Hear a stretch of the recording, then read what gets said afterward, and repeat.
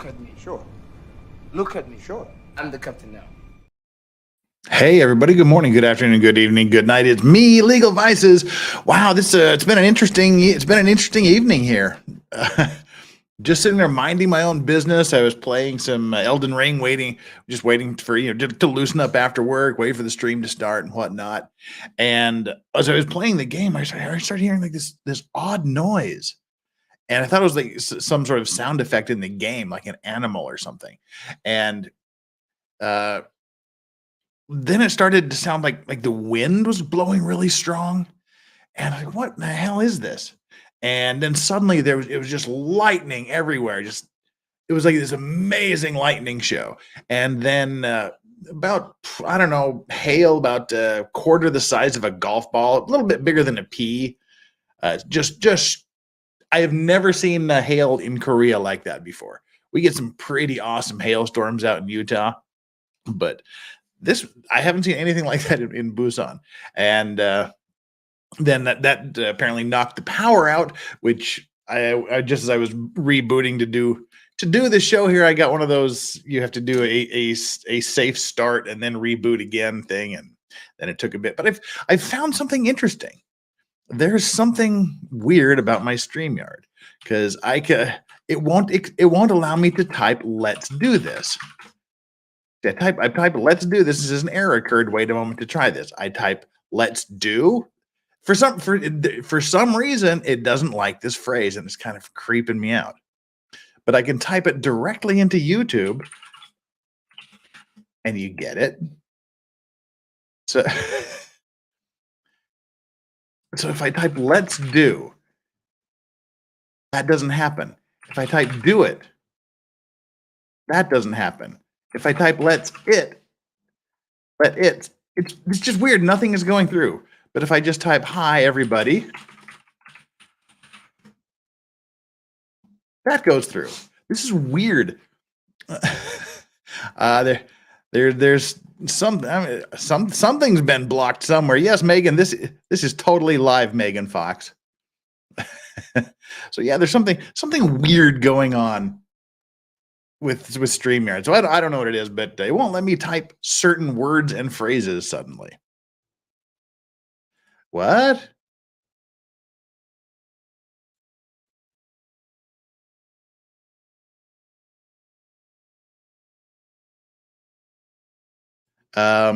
It's saying it's live for me.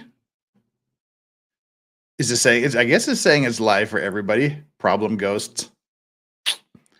Well, we've got 219 people here, Megan, so I guess it is live.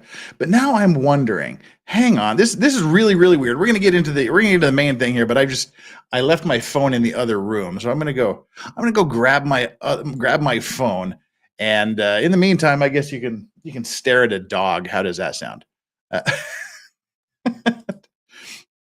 Just a second here. Right, let's do this. Add to stage, switch over here.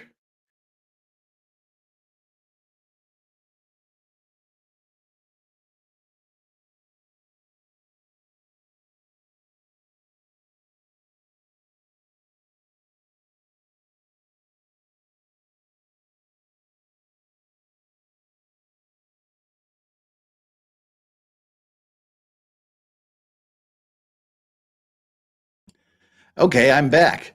All right. Again, this is one of these just going full live troubleshooting things, which let's see. Go straight into my phone to YouTube, and shall we see what's happening? My channel live. Okay, it says I'm live. I don't know what your deal is, Megan, but it says I'm live. All right, so we're live now, and I don't know what this deal is, but not being able to enter certain times, certain words. I don't know what it is, but anyway, I guess if I need to type something that doesn't let me type it, I'll just type it over directly into YouTube, or I'll just say it because I can do that. I've got the microphone. Now we'll put the doggo cam back behind the achievement wall. We'll unlock that achievement perhaps a little bit later. Starting us off of the evening, before we get too far into it, we want to say, hey, Marv Light, Thank you so much. Today I voted for the third white blank. All right. Well, for those of you that are still dealing with white blanks in the polls, today's like and subscribe poll is so again, for those of you that are just joining us here and aren't used to this, we have a like and subscribe poll every day. It's just a reminder to hit that like and subscribe button. It takes care of all of that, so we don't have to deal with that more than necessary. Today's like and subscribe poll. So hit the like button, hit the subscribe button, and then go on over here and take the poll. What should a police officer do if there is a language barrier? Choice number 1, use force to comply. Choice number 2, yell commands quickly and loudly. Choice 3, taser, taser, taser, which is apparently what Marv White chose. And 4, de-escalate and seek translator. Well, guess, and that's a multiple choice. Choose all of the correct answers. Guess which ones the police we're going to read about today did. If you guessed A, B, and C, you are correct. If you guessed D, you are incorrect. So, yeah, this is a strange case.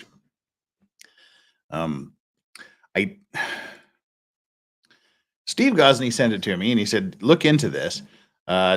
He can't really do or say anything because that's where he's at. But this is interesting. We're going to go through this. I can't get the court documents because the county that this is in, they have a very, very weird, very, very restrictive court document site. So you've got to download a form. You've got to say what you're going to use the purpose you're going to use it for. You got to sign it and have to send it to them, and then they review the application. And then there's all these conditions where they can remove the application. Once they approve it, then you can access the site. It's just a major pain in the butt. But if worse comes to worst, we'll give it a whirl and see what happens. But what we're going to look at today is several news articles about this incident, because you can watch the narrative slowly shift. Megan Fox, David Nelson says you need Megan Fox to investigate. Well, give her a minute; she'll be here. She'll be here. And while we're waiting, in case you're wondering, this is called a bourbon renewal cocktail. It's got some Maker's Mark in it.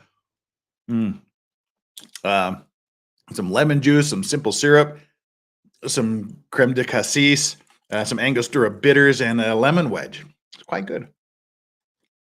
Very fruity and refreshing. Kind of very holiday spirit. Jason J with a $2 super chat. Thank you so much. Just a few bad cops. Myth busted. Well, this involves a dead cop. So in a nutshell, we're going to dive straight into this here now. In a nutshell, what we've got here is a guy is arrested. After the arrest, the police officer has an apparent heart attack and dies. What can they charge the guy with? That's what we're looking at today.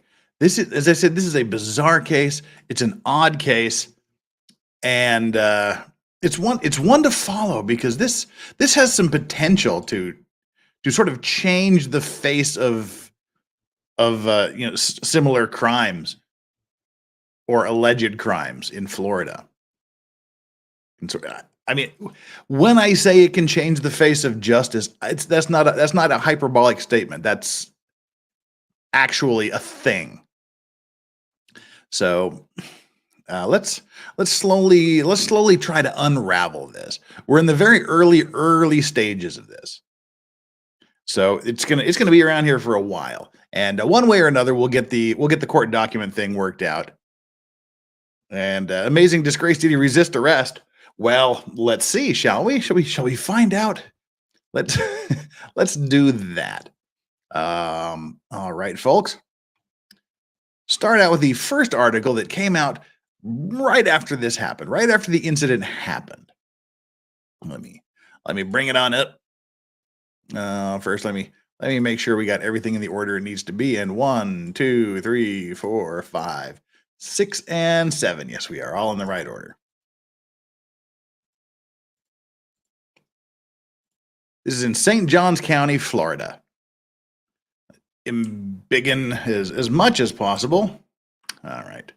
I think for these things, it works a little better, I believe, if I'm down here.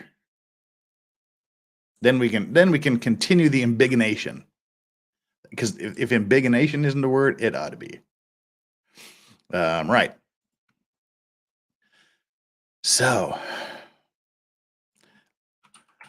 this is from actionnewsjacks.com, the news staff there.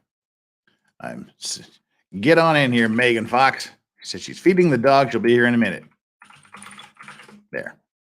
Ooh, I made a typo. I was going to say get in here, but I sent her a message saying get in her. That's a little awkward. All right. This article is titled, and again, this was right essentially after it happened, May 20th, 2023. So earlier this year. I'm just rearranging the desktop here so I have easier access and I can see your comments.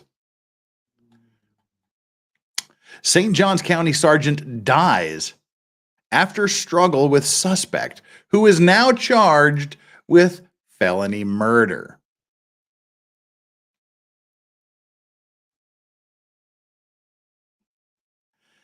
St. Johns County, Florida, a St. Johns County Sheriff's Office sergeant died Friday night after struggling with a suspect who was resisting arrest.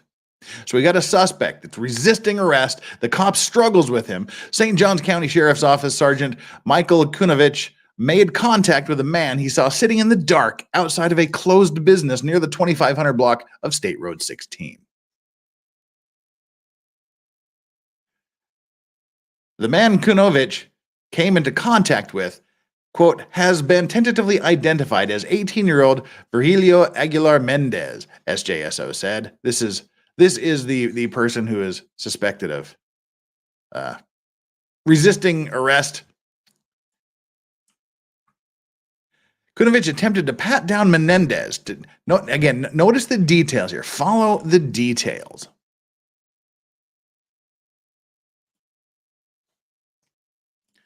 Kunovich attempted to pat down on Mendez to check for weapons, and Mendez pulled away and attempted to flee.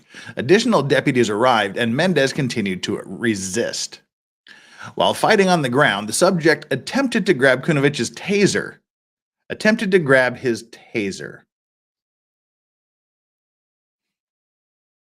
And continued to violently resist. Attempted to grab the cop's taser, violently resisted for approximately 6 minutes and 19 seconds, SJSO said.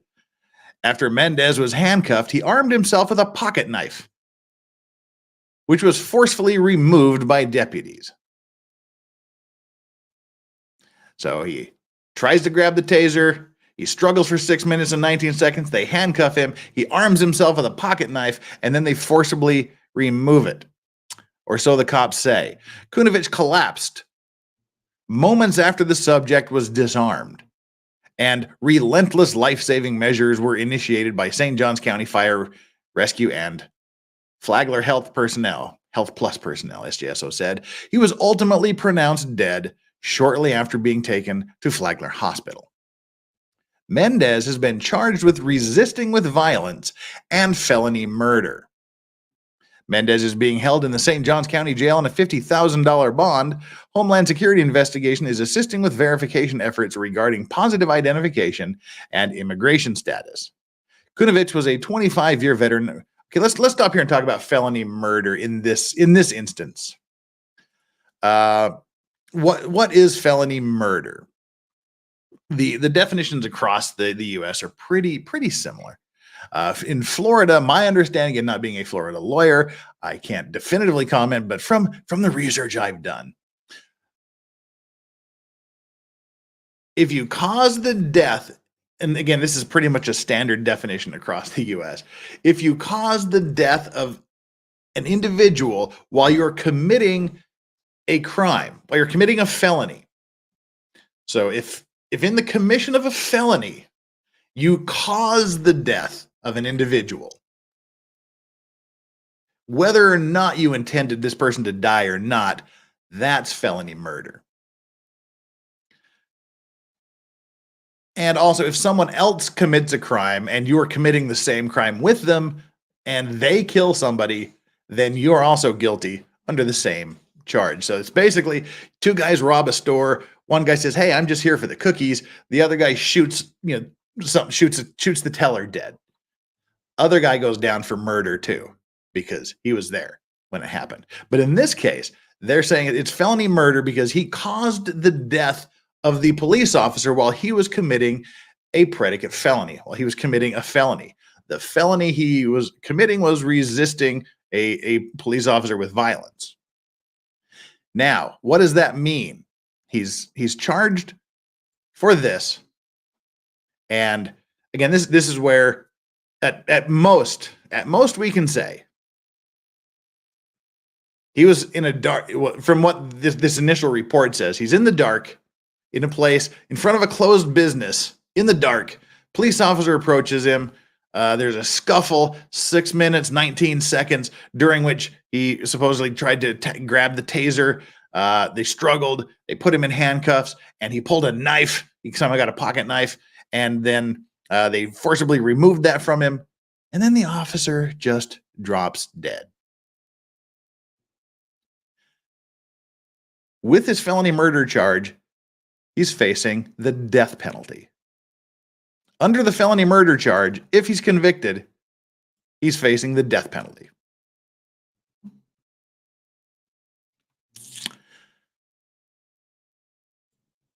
Well, so that's the initial, this is what's happening here. Kunovich was a 25-year veteran of SASO. Funeral arrangements will be announced soon. Sheriff Rob Hardwick released the following statement on the loss of Kunovich. This has been a difficult time for our agency. With the loss of one of our own, I want to thank St. John's Fire Rescue, Flagler Health Plus, and our agency personnel for their life-saving efforts on Sergeant Kunovich. I ask that you please respect the family and members of the St. John County Sheriff's Office as we mourn the loss of Sergeant Kunovich. But we're celebrating the gaining of a Megan. Hi, Megan. Hi. Hi. How are you? Pretty darn good. Good morning. Good morning. I've missed you, Jeff. I feel like ever since Depth Sidebars ended, there's a big hole in my morning.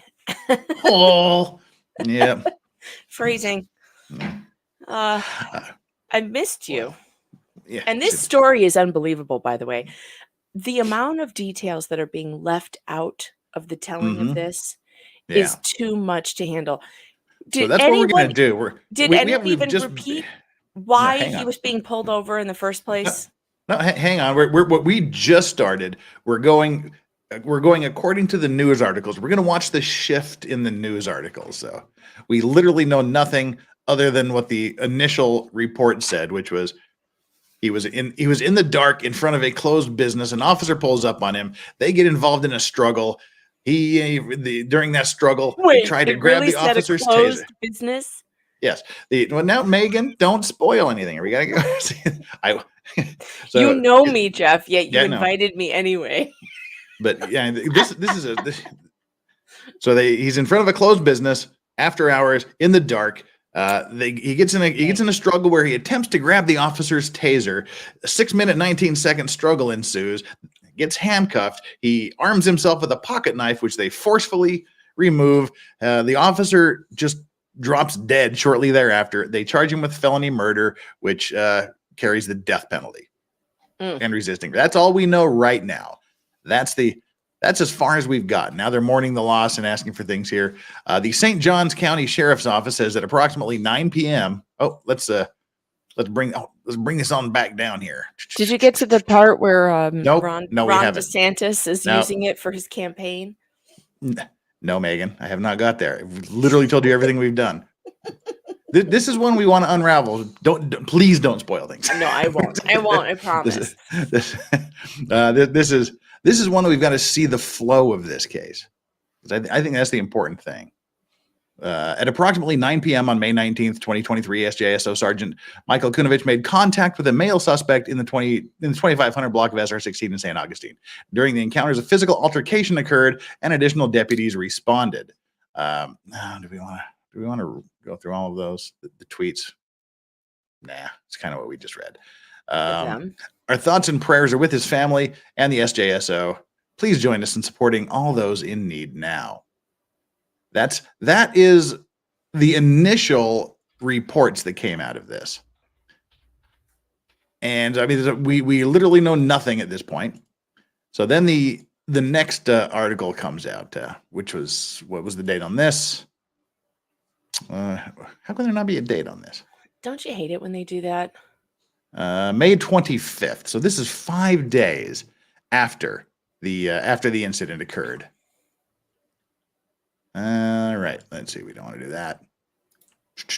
And we want to embiggenate it. And we don't want the video.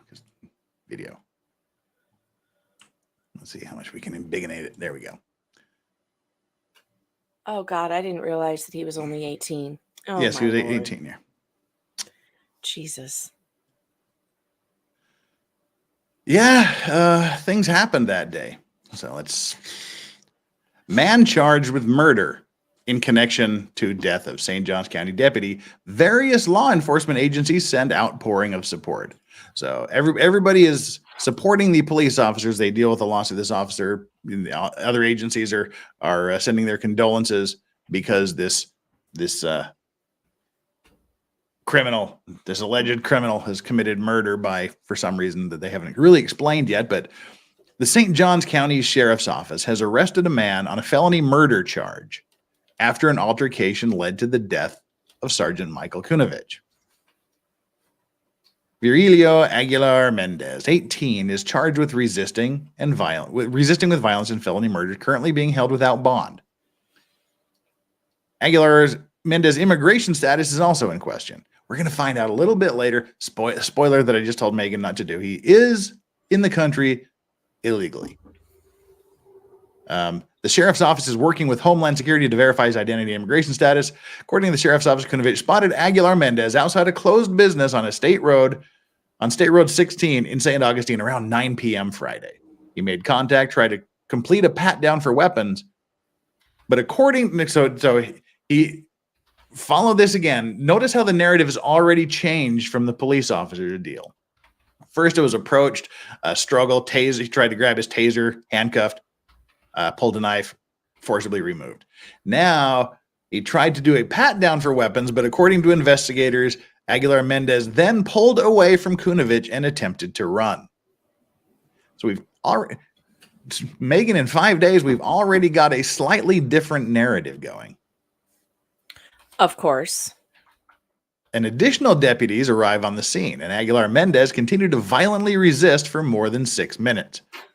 Keep that violent resistance in mind, the sheriff's office said. He also attempted to grab Kunovich's taser while fighting on the ground, according to deputies. Deputies were eventually able to handcuff Aguilar-Mendez, and he ended up pulling out a pocket knife, which had to be forcibly removed by deputies. The sheriff's office said Kunovich, a 25-year veteran of the department, collapsed moments after Aguilar-Mendez was disarmed and was transported to Flagler Hospital, where he died a short time later. Officers gathered for a prayer and lined the streets to pay their respects when Kunovich's body later left the hospital. And we get the same notice from the police there. It's a very sad day, said Sheriff T.K. Waters. He also offered all the resources JSO has available and whatever the St. Johns County Sheriff's Office might need to support Kunovich's family. A loss like that is unexpected, is tragic, and really brings it home quite a bit. We're here as brothers, whether it be brothers and sisters in blue, brothers and sisters in green, whether it's troopers, we're here for one another, and we're going to offer our support and make sure we prop them up and hold them up. News 4 Jax also reached out to crime and safety analyst Lakeisha Burton, who talked about how important it is to get support from other law enforcement agencies during a tragedy such as this. It is everything. Again, this police officer signed up to serve and protect. I think that is the common thread among all the police officers. They have this calling to serve and protect, and you always go through your career not wanting to be the person who died in the line of duty. I think it speaks to how honorable this profession is. This sergeant is a hero, Burton said. I don't like when we just throw around the word hero, Megan. Me either. I hate it. He was a cop Heroes, doing his my job. my least favorite thing ever were those signs. Heroes live here. Oh my God. Stop it. Heroes live here. Stop it. It's yes, your sports figures, they aren't heroes. We use that word too easily. Burton also talked about what the next steps are for the sheriff's office. This will be handled like any other officer involved death. It is very complex, very detail-oriented, so what the investigators want to do is process the scene, collect as much evidence as possible and witnesses, because what they want to do is put together this incident and see what actually happened, so they can determine what the outcome is going to be as it relates to the individual, the suspect that was engaged in this incident, Burton added. Burton asked the community to be patient as the sheriff's office continues its investigation. Every day that a police officer puts on that uniform and goes to work, they're at risk. But in this situation, it's very heartbreaking because the sergeant has dedicated and risked his life for over 25 years, not even having an opportunity to retire. Well, it sounds like he maybe ate too many donuts. I don't know. Well, he wasn't a chunky fellow. We got his picture up there, but he wasn't. Well, his arteries were clogged or something. So it's very heartbreaking. And again, we should be mourning the death of this hero and really putting things in. I hate putting things in perspective too. We refuse to put things in perspective. Yeah. It's he is a hero. His death really puts things in perspective, and he gave 110%, and I hate cliches. Here's the perspective I come from. He's an agent of the bootlicking state. That's my perspective. You know how dangerous this job is and the dangers that law enforcement officers face every day. Funeral arrangements will be announced soon. Sheriff's office will place 2 flower sprays in the shape of badges at his front entrance and lower the American flag to half-staff for the fallen officer. Well, at least they have an American flag there, so kudos to that. That's a plus. It's a plus. It could be the pride flag. We should all be thrilled. This is the officer here. So, well, Ozzy Overlord Hayden was doing an article this morning where apparently a town in Australia, in front of their building, they're going to be flying 20 different flags, including like an asexual flag, and like all these weird flags, and then, of course, the Australian flag will be there, except on like Australia Day, when they're going to take down the Australian flag. And they actually have a day called Sorry Day, where everybody has to. No, it's a real thing. It's called Sorry Day, where they have to all go feel bad for everything that they did to the Aboriginals. Oh Lord! And so they're going to take the flag down apparently on Australia Day and Sorry Day, the Australian flag, and they're raising the flag of some apparently Arab Muslim country that doesn't even actually really exist, but they're taking down the Australian flag. Wow. So I'm just happy we at least have an American flag here in that picture. Well, so we've already seen the narrative shift a little bit, but they're still fully in the officer's court. It's the details. We got to remember all these violent resisting and the order things happened. They approached, they tried to frisk him. Which begs the question: was this a stop and frisk? What right did they have to frisk him? That's a question that we're going to have to be asking. New York City in the 90s? Is Giuliani in charge? I don't understand. What do you mean what do you mean they just tried to frisk him for what? For stuff. Stuff and things. Let's find out what the stuff and things are. Well, now we're going ahead a few months. We're going ahead 2 months to July 28th, 2023. Man, see, he was charged with felony murder to begin with, which carried the death penalty. Now the man is charged with manslaughter in St. John Sargent's death. Oh, that's a big ass. We went from felony murder to manslaughter in a month. 2 months. 2 months. Okay. Interesting. Let's hear the details. I don't know. I'm just wondering if CBS 47 can make that goddamn banner at the top of the page any bigger. Isn't that ridiculous? Jeez. I guess we can make the article really small. Why isn't there an expo? Anyway, whatever. Here's the officer again. St. Johns County, Florida, again, July 28th, 2023. Charges against the man arrested in connection with the St. Johns County Sergeant's line of duty death in May have been amended by the state. Virgilio Aguilar-Mendez, 18, is now facing charges of aggravated manslaughter of an officer and resisting an officer with violence. Uh-huh. Mm-hmm. All that violence, remember, struggling for 6.5 minutes, trying to take tasers, pulling out pocket knives after being handcuffed, etc., etc. According to documents filed at the St. Johns County Clerk of Court on Tuesday, Action News Jax told you in May that I want to be that guy that says Action News Jack.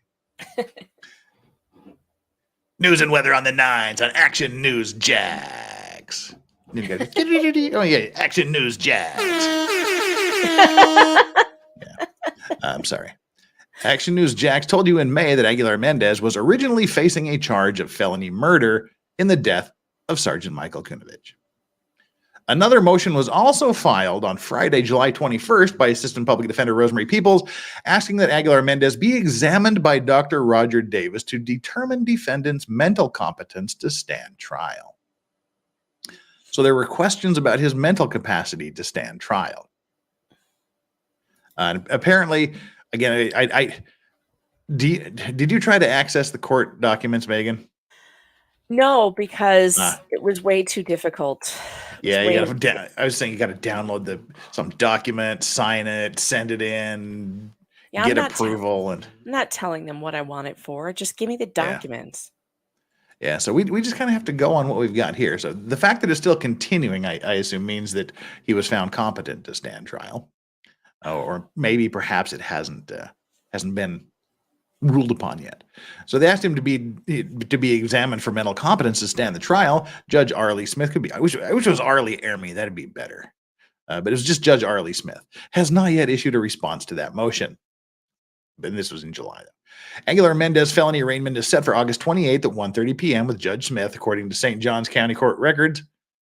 He is currently being held in the St. Johns County Jail. Online records show. So what led up to Sergeant Kunovich's death? Let's see how the narratives changed, shall we, Megan? Uh-huh. While trying to take Aguilar-Mendez into custody. So now they're trying to take him into custody. They're not frisking him now. Interesting. Yeah. And in the first one, they were just approaching him. Uh-huh. Taking him into custody for what? What's the charge? Well, Kunovich collapsed moments after Aguilar-Mendez was disarmed. It's a little bit of a twisty on what they were saying happened. Disarmed. Did they mention it was a pocket knife that allegedly a pocket that my knife. 8-year-old has? And relentless life-saving measures were initiated by St. Johns County Fire Rescue, and Flagler Health Plus personnel, SJSO said. Kunovich was ultimately pronounced dead shortly after being taken to Flagler Hospital.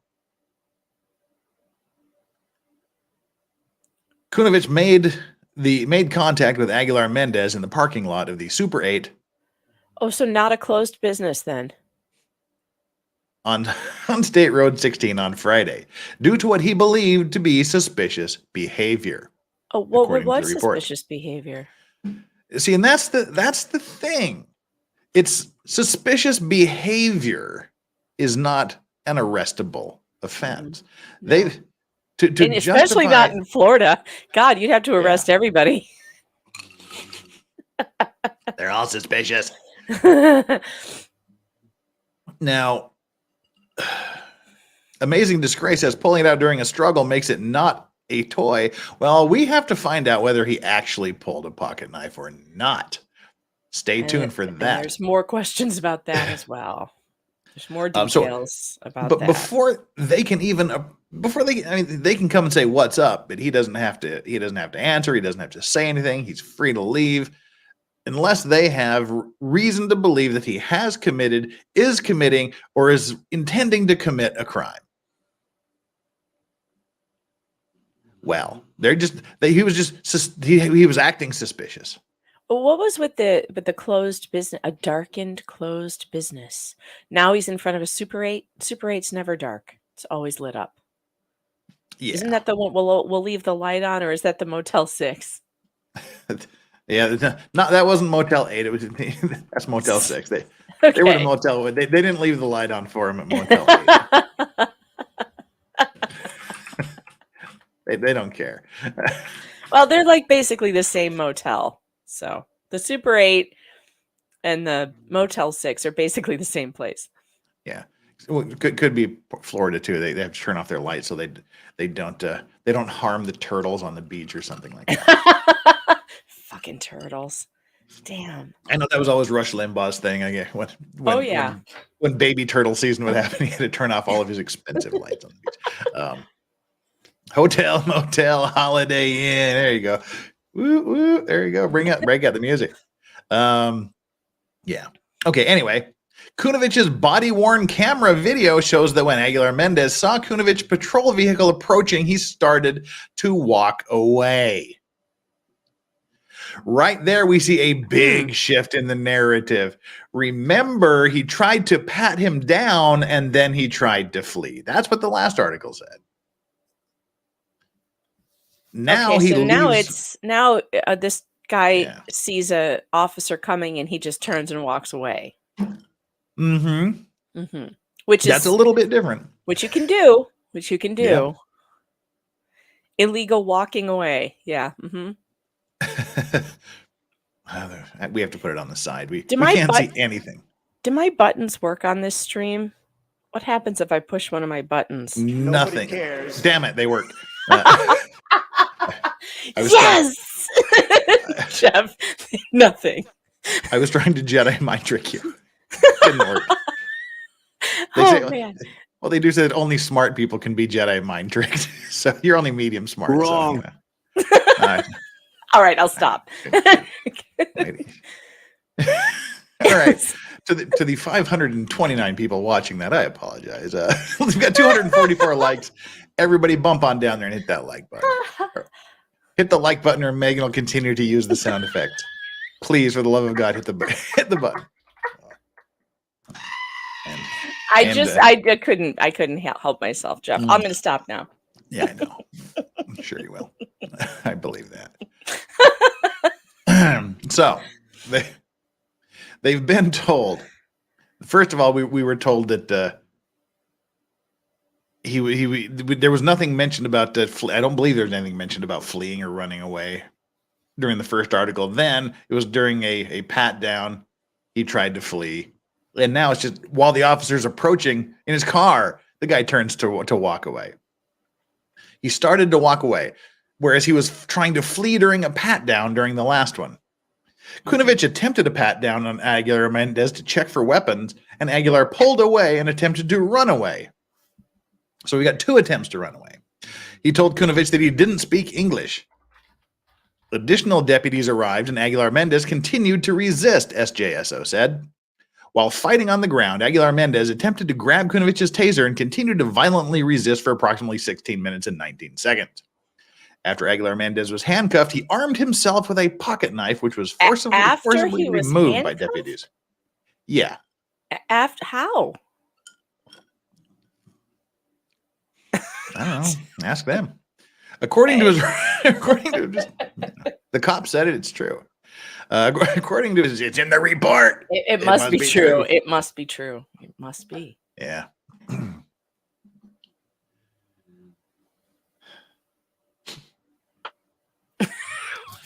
All right. Anyway, according to the arrest report, Jeff's Aguilar-Mendez figure out if he can turn my buttons off from there. I know I can't. Because nobody could turn off my buttons when I got mine. He's contacting StreamYard right now. How do I mute this person's stream deck? I can just mute the person.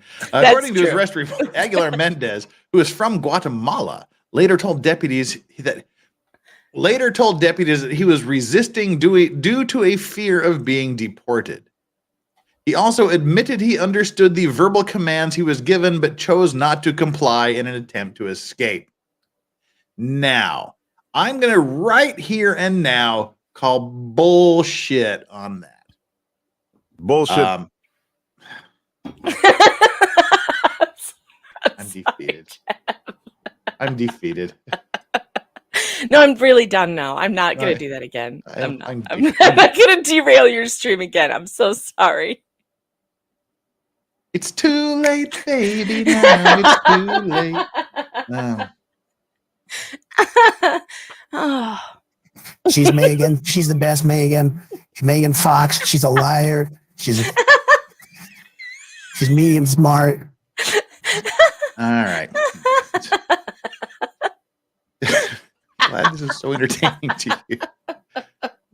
I'm sorry. My audience has been putting up with my button excitement for several days now. It's all the Maya Kowalski powers gone to your head. It's your turn.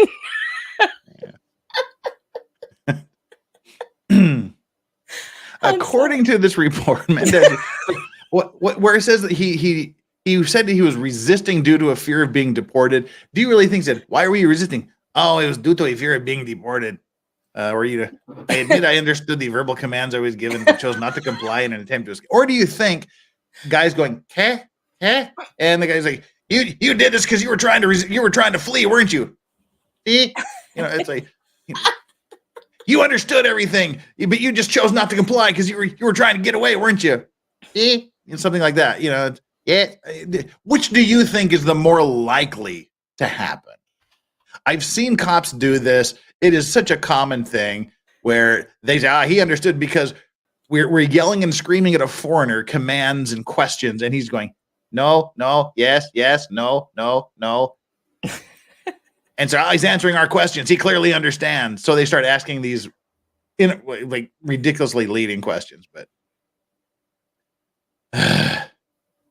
well, exactly, Heather. I thought he couldn't speak English. So yeah, it's even worse than that. I don't know if we're going to get to the actual truth of the language, but that'll be interesting. Yeah, we're getting there. Seriously though, I mean, even the worst criminal on earth, is he going to say, "Well, I understood your verbal commands, but I chose not to comply because I was trying to escape"? No. Deputy said Aguilar-Mendez also admitted he grabbed Sergeant Kunovich's taser during the struggle and armed himself with a folding pocket knife once secured in handcuffs. I bet he did.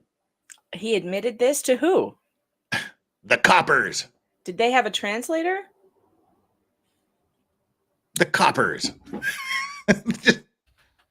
That gets us to the end of the next portion of the narrative. Now, he was charged with aggravated manslaughter. Now let me bring this. So what is aggravated manslaughter in Florida? In the bizarre planet of Floridia, we have the statute.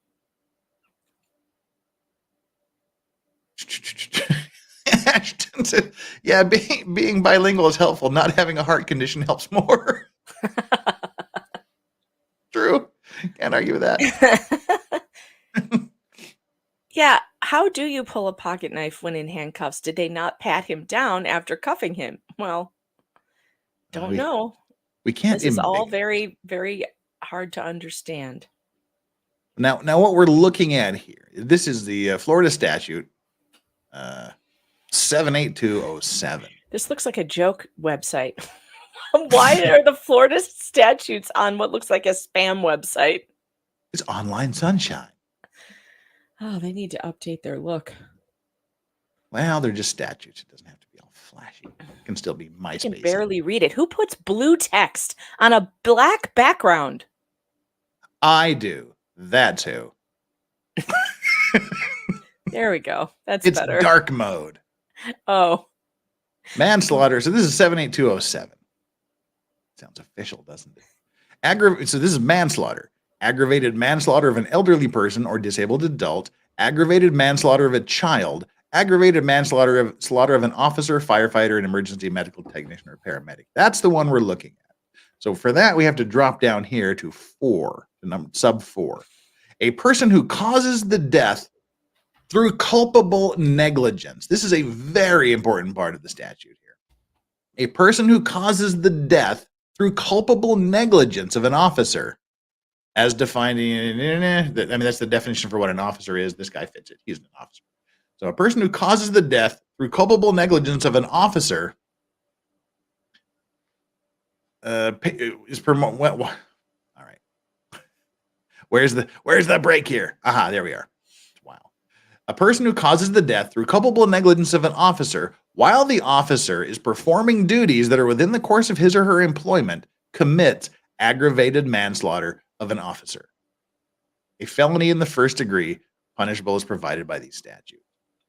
So if the officer is within the course of his or her employment and you cause their death through culpable negligence, you're guilty of a first degree felony. So what does culpable negligence mean? It's more than just basic, negligence. It's more than just not obeying ordinary standards of care towards others. Culpable negligence, it involves just an utter disregard for the safety of others. You consciously do something that you must have known or reasonably should have known was likely to cause death or great bodily harm. So you had to have done something that you either knew was likely to cause death or reasonably should have known was likely to cause death, and you didn't give a shit and did it anyway. And that standard comes from a case that we've seen in other cases, State v. Green, where it says the purpose of the culpable negligence statute is to punish behavior creating an unreasonably great risk of harm to others. But again, so the culpable negligence is conduct showing reckless disregard for human life, which means it will cause or should know that it might cause death to someone, and you don't give a shit and you do it anyway. Even if you don't speak a language and you don't know what they're saying to you. What?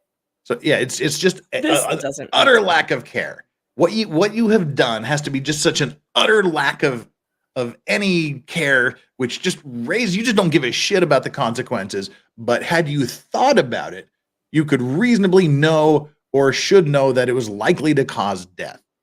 So sounds like what J Hatch did. So what we have here then is a person who causes the death through an action that they know or should know was likely to result in the death of the officer, but didn't give a shit and did it anyway, while the officer is performing his duty, commits aggravated manslaughter. That does not sound like what we have here. Nope. I mean, I don't know what the cases are for this, but I don't see how reasonably you should know that just kind of resisting a police officer is likely to result in that police officer's death. Exactly, totally not a Russian bot. Is an officer dropping dead of a heart attack something you can reasonably foresee while you're doing whatever it was he was doing? Especially not when the officer is the aggressor and is like attacking you and stuff. Like, what do you? And again, we haven't even established that this cop had a right to question him in the first place. In the first place, yeah. He had a right to walk up and say, "Hey, what are you doing here in this parking lot in front of this dark building after hours?" And the guy can say, "None of your fucking business." Oh, he couldn't say that because he doesn't speak English. Doesn't speak English. Okay. Yeah. Okay. I think like Manuel from Faulty Towers. Have you seen Faulty Towers? No. Oh, you got to see Faulty Towers with John Cleese. It's considered to be the greatest comedy in British television history. There's a little hotel manager, Manuel. I'll have to watch it. Who doesn't speak English, and he just walks in. Hey. As John Cleese's hotel owner persona says, "You'll have to excuse him. He's from Barcelona." That's just his excuse for everything. See, don't talk about that. Now for the next 25 minutes, we're gonna get Faulty Towers quotes in chat. I did this to myself. I did it to myself. All right. Fuck. Let's go. The next article. So we're seeing a little bit of a shift here. The next article takes us one step closer to the line.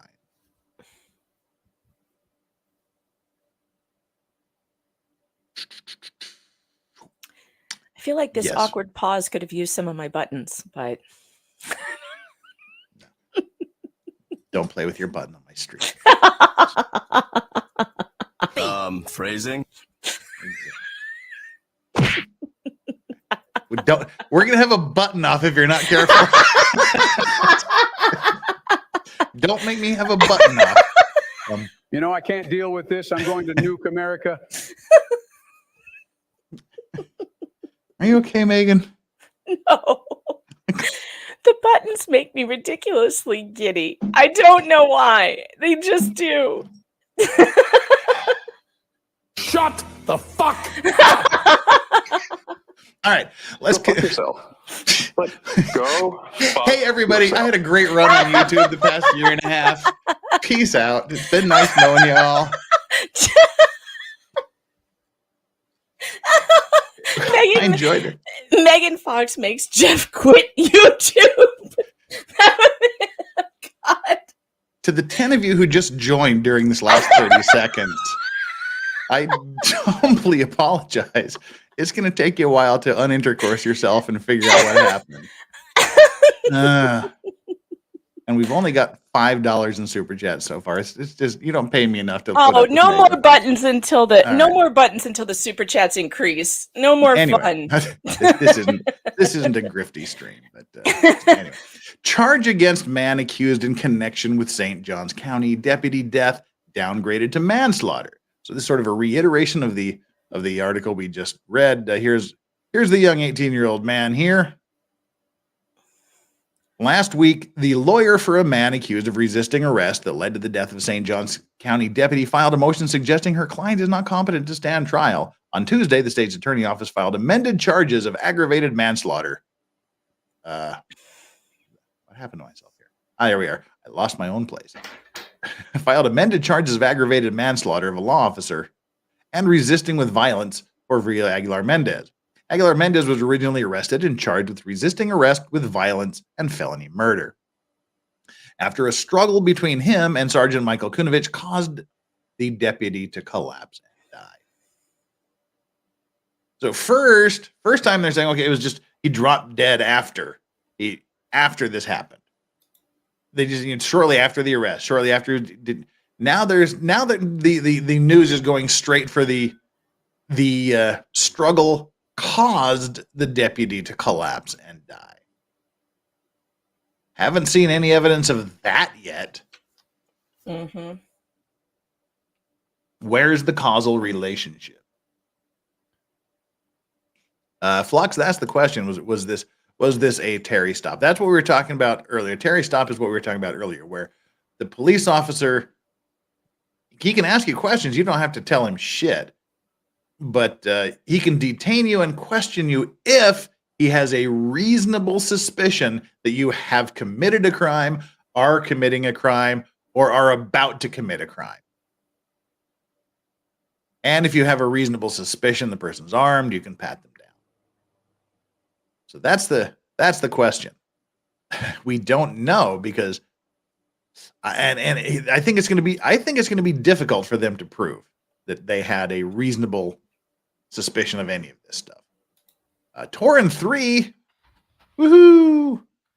To up the dollars, your braid will be done by Sunday. Torin 3 is awesome. Torin 3 does traditional Japanese braiding. He's making me a braid that's quite long and has like 1,200 individual threads in it. It's quite a beautiful thing. All right. Thank you so much for that. So now they've made this link here that Kunovich, that this struggle between him and Kunovich caused the deputy to collapse and die. Mm-hmm. No, go away. I don't want you. There we go. I'm not feeling that one at all. I am just not feeling that. Anyway, Aguilar-Mendez was accused of trespassing at a permanently closed business off State Road 16 in St. Augustine when Kunovich tried to detain him. Now it's a permanently closed business? I Yes. thought it was a Super 8. It's right next door to the Super 8. Oh, the permanently. Gotcha. Okay. The They Super really 8 need, and then right next to it. they really need to be more clear about their reporting. This is not good reporting. When Kunovich tried to detain him. The motion filed by Rosemary Peoples, who is Aidan Fucci's attorney as well, asks the court to issue an order for defendant to be examined to determine his mental competence to stand trial. The motion continues to say Aguilar-Mendez cannot aid in the preparation of his defense and doesn't understand the legal system. There's a reason for that, and we're going to get into it a little bit later here.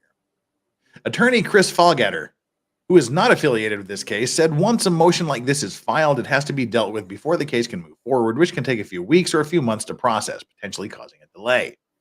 According to what the lawyer is saying, that lawyer is not having any luck with having those types of important client communications. And that's one of the basic things you need in order to have a competent client. He has to be able to affirmatively assist with his defense. But as you saw in the business case, that's kind of a low standard to reach. He says the lawyer filing this motion is standard if they think something is wrong with their client. Assuming you can get him in to see an expert in 2, 3, or 4 weeks normally doesn't push it back too much. But you're going to be looking at generally a couple of months before the experts can complete the reports and get an evaluation. And then the judge has a hearing on which expert opinion is the correct one. Fallgatter said, don't say Fallgatter said twice right next to each other. That's bad journalism. Just ask Megan Fox. Fallgatter said if a judge rules that Aguilar-Mendez is not competent, the case won't be dropped. The team will be remanded for treatment with the goal being eventual prosecution. Yeah, if you're found incompetent to stand trial, they don't just say, all right, you're free to go. They treat you until you are competent to stand trial. Then they prosecute you. So he was arraigned on August 28th. And now we're starting to get into the next phase, which is the body cam phase. Oh, yeah. So dude dies while on the I still job. haven't seen this. Are you going to play it? We're going to play some of it. We don't have it was 9 minutes long. We don't have the whole thing. That's all with the court. Oh. The inaccessible website that we can't. Really? So they did not publish the entire 9 minutes to the media? Well, they did, but they said they're only showing the first few minutes out of respect for everybody involved. Interesting. Yes. So dude dies while on the job with a potential suspect, and the foreigner is being charged with the cop's death. Yes. Exactly.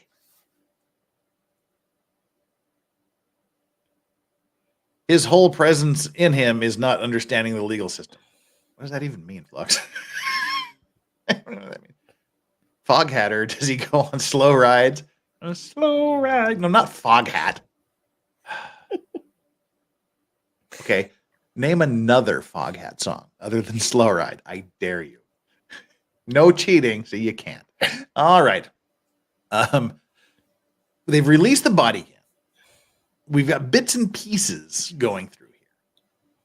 Now remember everything. Megan, catch us up. Let's see if we can identify everything that they've said he did. He attempted to flee when they approached him. They tried to do a pat down, and he pulled away and tried to flee. They were wrestling for 6 minutes and 19 seconds, during which he tried to grab the officer's taser. And retrieved a knife while he was handcuffed. Yes. After they handcuffed him, he whips out a pocket knife, which they had to forcibly remove. He was trespassing on a permanently closed business at 9 p.m. And after they handcuff him, after he whips out a pocket knife, and after they forcibly disarm him, police officer drops dead. Well, let's see if the body cam footage matches the story, and if so, to what extent.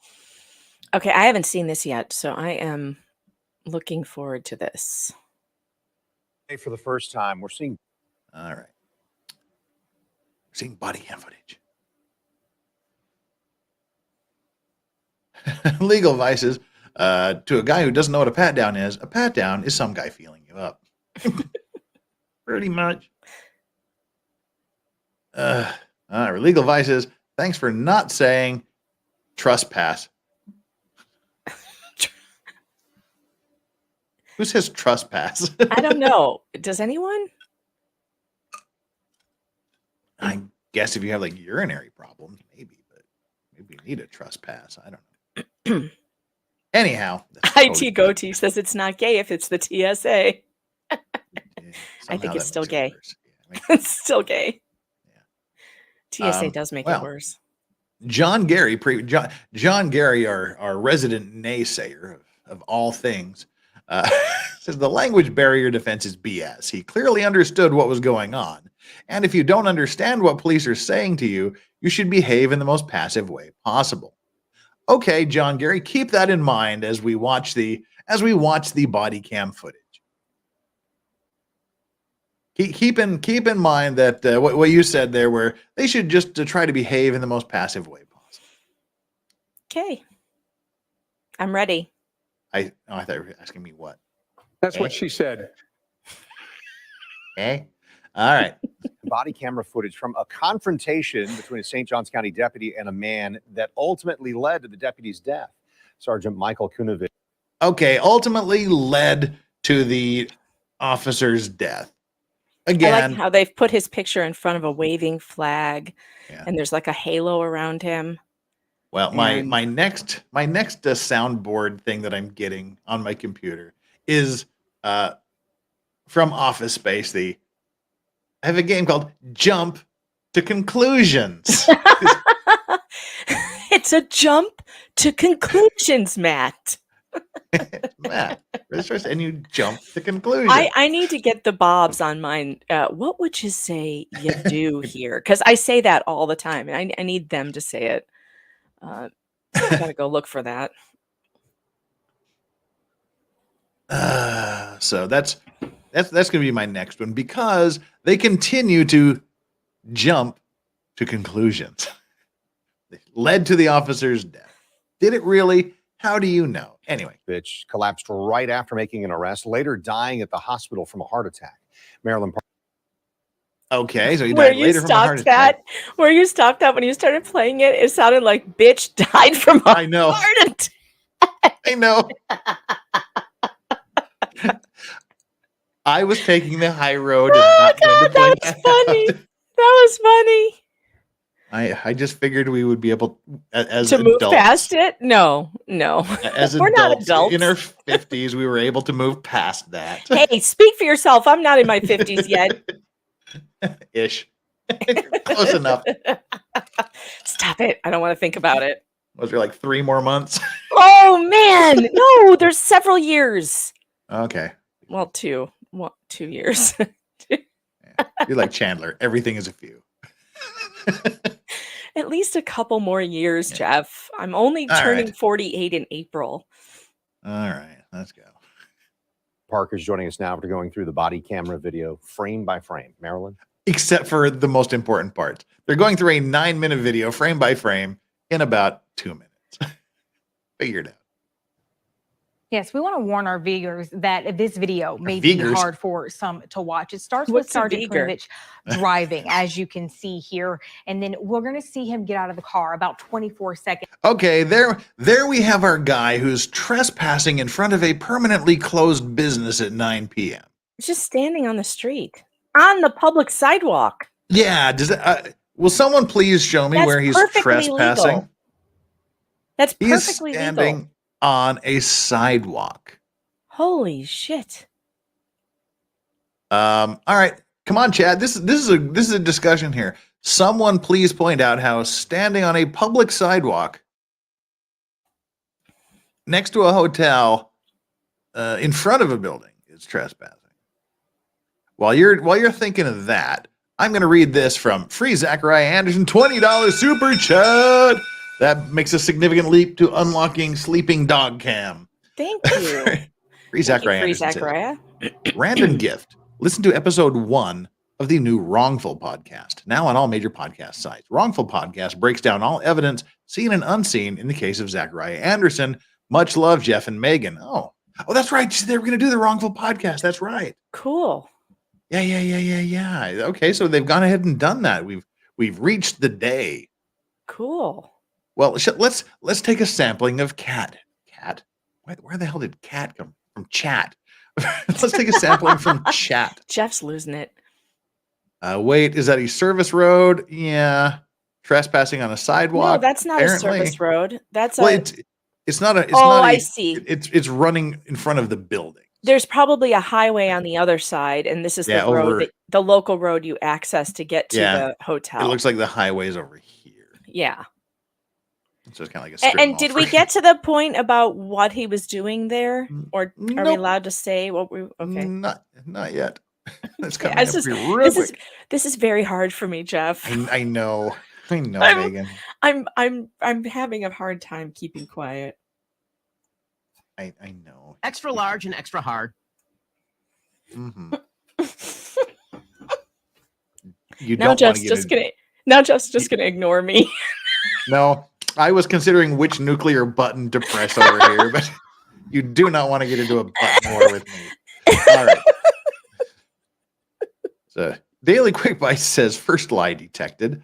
It's not fenced. Says Obi-Wan. Oh no, why did I say Obi-Wan? God damn it. I literally just said Obi-Wan. Oh no, wow. Oh no. He was trying to warn the officer that he was exhibiting signs of heart trouble, but alas, they couldn't understand him.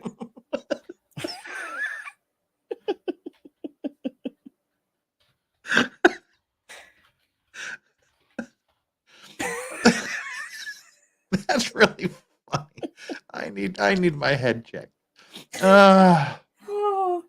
The officer shouldn't have even approached. Yeah, that's what I would say. Yeah. He's not doing anything. What is suspicious about standing on the sidewalk? See, I am not the most politically correct, woke, tolerant of wokeness person, but I have a hard time saying this is just not racial profiling. Is he hoeing? Oh, wait, No, he's not walking while brown. Clearly, yes, exactly. That's what this is. Clearly, I mean, I'm like you, Jeff. I don't claim racism all the time, but that doesn't mean racism doesn't exist. And when it does rear its ugly head, it should be pointed out. This is obviously that. In fact, I was talking to Sean McMillan the other day, the CPS attorney that I told you he sues CPS and wins millions of dollars. He was interviewing one of his clients who is a Hispanic lady who was she was clearly targeted because she was Hispanic. CPS saw her giving like refried beans to her baby, some kind of like mashed beans that they give to babies in Mexico or wherever she's from. I don't remember where she was from. Maybe it was Puerto Rico. But anyway, and that the woman was like, "Why would you give that to your baby?" And she was like, "Well, we always this is what we give to our babies where I'm from." And her father was like, "What's wrong with this person? There's something wrong with her." And the CPS lady from that moment on was convinced that this woman didn't know how to take care of her baby. And gave the baby to the white father. That's totally racism right there. You didn't understand the diet, didn't understand the culture, and just decided to take the baby. Ridiculous. And it happens. That happens. So, well, King Ginger says that we have no evidence of racism yet. You jump straight to that. Well, what's the other evidence? What evidence do you have that there was something else? He's just standing on the sidewalk. Yeah. Let's continue to watch. The cop wants to know if he's here legally or not. That's what it's about. He probably wasn't on the sidewalk when he got called in. That goes to this next thing here. Did someone report him or did the cop just drive by? The understanding is the cop just drove by, saw a brown person standing on a sidewalk and said, aha, he's trespassing he's trespassing at a permanently closed business at night. Jenny B asks, is he an illegal? Yes, but there's I'm not going to finish that sentence. There's a reason why he's out on the street there. He is completely and totally authorized to be there. I mean, out on the street, although he is illegal. Right. But I mean, that's Snelson. a whole different thing. Yeah. That's a whole Well, different. we're going to get to that. Snelson with the $5. Thank you so much for the $5. I have to go back through my buttons. Here we go. There we go. Thank you so much. Don't say buttons, Jeff. I will be forced to push one. He's trespassing in the USA. Thanks, Biden. This is a different kind of trespassing in the USA. But as Nelson says, I just advocated that no illegal immigrant can be stopped and questioned because racism. Well, you cannot just stop and question someone. Well, I mean, if there's reasonable cause, you can, but you cannot. I'm sorry. I believe in the law. The law says you and people's. If you're in America, it doesn't matter how you're here. The cops are not allowed to just harass you because they think you're here illegally. That's not allowed. And if they can do it to them, they can do it to you. No, don't give police any more power than they already have. Okay, hold them to some standard, and that standard is they must have probable cause. They must have a reasonable belief that you're about to commit a crime or you did just commit a crime. They cannot just that was weird. Stop you. I thought you took me out of the show. I was like, all right, I'll shut up. I'm sorry. Without a comment, just dropped your all right. So here he is the first time standing on a sidewalk. The officer pulls up. And from there, he's going to approach Aguilar-Mendez. Now, the first thing we're going to hear him say is stop. And Sergeant Kudovich calls in and gives a description of Aguilar-Mendez. You can watch the encounter from there. Stop. Yes. Now, remember, they said as he was approaching, he attempted to flee. He doesn't look like he's fleeing. Where is the attempt to flee? In fact, he's not even walking away. Oh, he did kind of turn to walk away, but he didn't even take a step. Yeah, turning your body and attempting to flee. I think there's a little bit of room there between those two.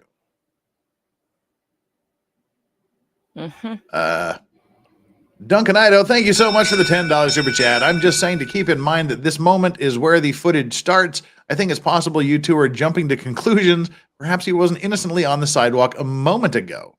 What do you think he was doing?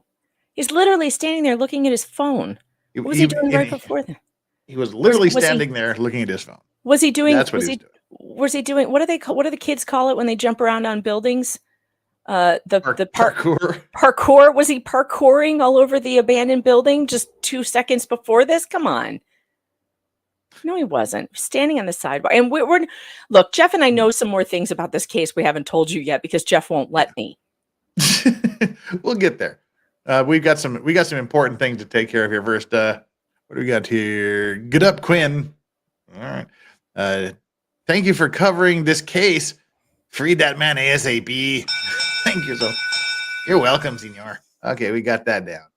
And also the big one. The big one. The big one. Jeff's gonna regret this. No, I still control who's on the screen.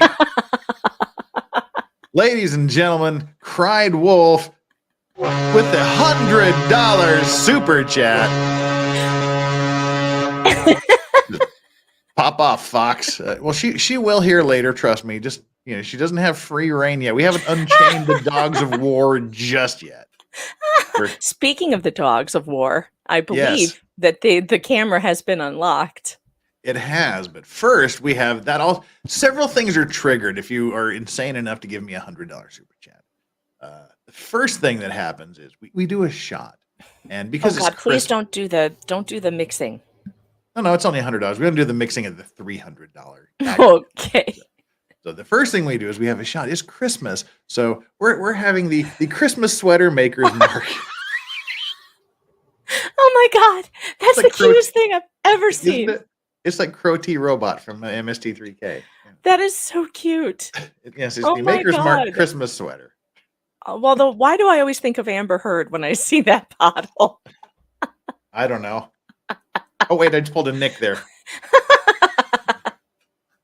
No. Anywho, Cheer. Oh, that's a really big pour. Cried Wolf, thank you so much for the ridiculously large super chat. And we've got one more section of video, and then I think, yeah, we got one more video, one more, and that's attached to an article, and then Megan Fox will be released from her bonds. She'll be free to pop off as she sees fit. There may be buttons involved. Maybe, sure. Jim Cotto, wow, that's an 80s movie and a half. I feel Dang. like I should go get some bourbon cream for my coffee. It feels like a drinking morning. I have nowhere to go. I have no car either because my daughter took it. So. Oh, Brandon Farron, this is where you are wrong. Stay tuned for the next article. He was illegally on the sidewalk because he was illegal in the country. First of all, you can't assume. You don't just get to assume someone is illegal. Right. But that's actually incorrect, and we will explain why in just a moment. But first, we've got. But even if you are here illegally, you're not illegally on the sidewalk. It's not how that works. Duncan Idos, member for 9 months, says, Megan, I don't know what he was doing, and I'm not saying the cops are right. I'm just saying we don't know based on what the audience has seen yet. According to everything that we've read, the cop was driving down. He saw a guy standing in front. And he thought, I'm going to question this guy. That's all we know. That's all we know. Nobody called it in. Nothing. He was just. And we still haven't gotten any. The suspicious, whatever is acting suspicious, has not been explained. That is not enough for a police officer to stop you in any way. Acting suspicious is not a thing. And excited utterance. I've been here for 3 months, and you still won't get up at 4:30 a.m. for me, MF. Yeah, that's kind of about the time I go to sleep because I never sleep. All right, that brings us up to date with all this stuff, and that also triggers the next stage. Release the hounds. We have a new guest. Aww. We've released the hound. It's Doggo Cam time, and as long as we're here, we've been doing this for an hour and 18 minutes. It's time for the midstream grift, I think. Megan Fox. What's on her back?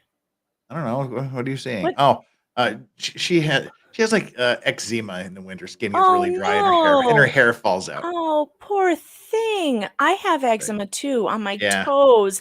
I just got my eyebrow, and I got a flare migrates up yesterday, and it hurts and it itches. So I feel really bad for her. That sucks. Are you putting stuff on it? Yeah, that's what you're seeing. You're seeing the medication. Oh, the medication. Skin Poor cream. baby. Okay. Yeah, and you get dry and crusty and itchy, and the hair falls out. Oh. So yeah. Poor thing. It's like people are like, why does your dog have bullet holes? Yeah. It does look like she got peppered with a one of those Bonnie and Clyde paintball guns. Like Bonnie and Clyde's car. So my dad has the eczema too on his toes in the winter. He calls it the creeping crud. Yeah. And it's so funny. I unfortunately inherited that. So I've got a breakout that and I haven't had it in years. And all of a sudden it happened yesterday. And I was like, dang it. So now my toes are cold because I can't put socks on. Because if you put socks on, it gets worse. So welcome to the Legal Vices Eczema stream. Because I get it like it migrates. Like some years I get it in my eyebrow. Sometimes I get it on the corner of my nose. And sometimes I get it in my mustache. But okay, that's so far this year. But yeah, doggy has eczema. Anywho. LC Mary says, Megan Fox, Legal Vice, I have to side with the suspect. I recall all the times in my youth when I was pulled over in Southeast Michigan for wearing a backwards ball cap in the 90s. No other reason. Mm-hmm. Yeah, well, let's continue to watch, and Strawberry will continue to sleep with Doggo Cam. Oh, we forgot to do the midstream grift. Oh, right. Talking about eczema. Right. Megan Midstream Fox. grift. Grift away. Well, I'm trying to put together another read through this Friday night of the second dependency hearing in the Maya Kowalski case. Are you still on? I'm still on. You're still on. So let's do that this Friday night at 9 p.m. I believe I have enough people to do it. We're going to be reading through the second dependency hearing transcript. The first one has been very revealing. Jeff, did you get a chance to watch that? I did not. Well, there was an entire sidebar that took up like half of the hearing. And the only people in the courtroom are the parties of the case, the parents. And the judge basically called the sidebar just so that the parents wouldn't hear her say, I've already made up my mind. You know what I'm going to do here. I'm taking the kid.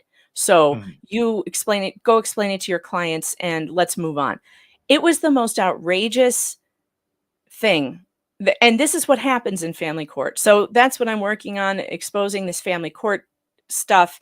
And Jeff will be with me on Friday night at 9 p.m. We're going to do another read through of the second dependency hearing in the Kowalski case. So that's coming up. Also, if you guys haven't bought my books yet, why not? Go to Amazon. Go grab a couple of my books. I got Shut Up, The Bizarre War That One Public Library Waged Against the First Amendment. This is good winter reading under a blanket. It's about weirdos who watch porn at the library. I mean, who doesn't want to read about that? It's hilarious. You will laugh. I lived that, but never mind. You what? Nothing. What did you say?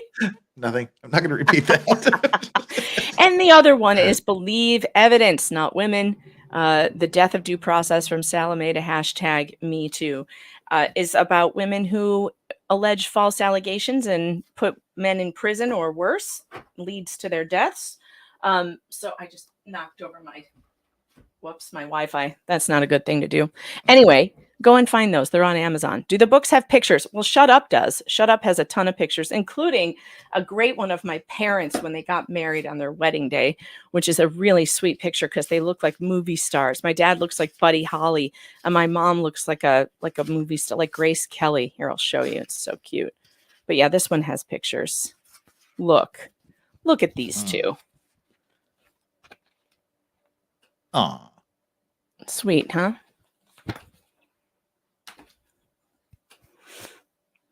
That it?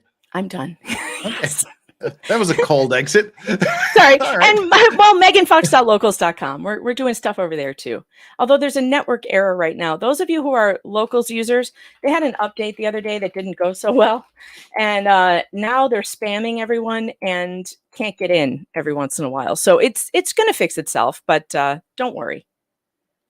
Don't worry about it. Right now, it looks like there's a network error. So there's always something in there. Yeah, always. All right, now I'm done. Sorry, Jeff. Holy crap! Sends Fortress's ass. Oh, hey, Dark Souls is the greatest game ever. So you'll get it. You'll figure it out. Don't worry. All right. Just watch out for those stupid lizards. Suck. Anyway. My midstream grift is, hey, right here, me, Legal Vices, my channel. Hit that like button, hit the subscribe button. Let's see how we're doing on our poll today, shall we? Once you hit the like button, once you hit the subscribe button, there's 535 of you and 351 likes. Like at least 200 of you haven't done your job. So while I'm doing this, just reach down there, take like quarter of a second of your valuable time, click the like button. And I'm going to read the like and subscribe poll. Make sure you've taken the like and subscribe poll. Some of you are cheaters. We have 30 more votes than there are likes. So shame on you. Shame, Megan. Shame. Shame them. Shame them, Megan. You should be ashamed of yourself. Are your thumbs broken? Are you just too lazy to move your finger like a centimeter over to hit the like button? For all the things that Jeff does for you, you would think that you could take just a few seconds to do something nice for him. He has given up his time, his energy to entertain you, to give you people something you don't get anywhere else. And what have you given back to him? I don't know how you sleep at night. I just wanted you to hit the shame button. That's all I wanted you to do.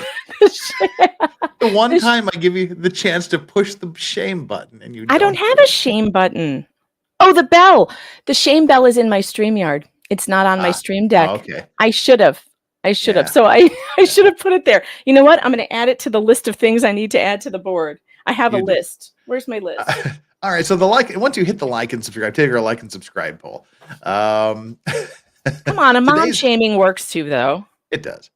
Today's like and subscribe buttons. Wait. Today, Taser, you've discombobulated me, Megan. Oh, I'm sorry. It happens. All right. Taser the like and subscribe buttons. And then take the poll. What should a police officer do if there is a language barrier? 12% of you said yell commands quickly and loudly. 14% of you said use force to comply. 25% of you say taser, taser, taser, all of which the police in this case did. And 49% of you have said de-escalate and seek translator, which is the exact opposite of what all of the officers in this case did. And for those of you keeping score at home, tomorrow is Thursday. Every Thursday we do a retro trial. We've been doing O.J. Simpson for the past 52 episodes of O.J. Thursday. We're in the middle of closing arguments. We're breaking down the closing arguments of Marcia Clark for the prosecution right now. Co-host Chandler Remington and I will be doing that tomorrow. Same bat time, same bat channel. Friday we'll be probably looking at the YNW Melly case. We've got some updates to do on that case. And that'll take us into the weekend. And then on Friday night, I'll be over with Megan Fox reading some stuff in a particularly hilarious manner. So that's what we do. Jeff does the judge so good. He pretends to be completely uninterested. It's the perfect delivery.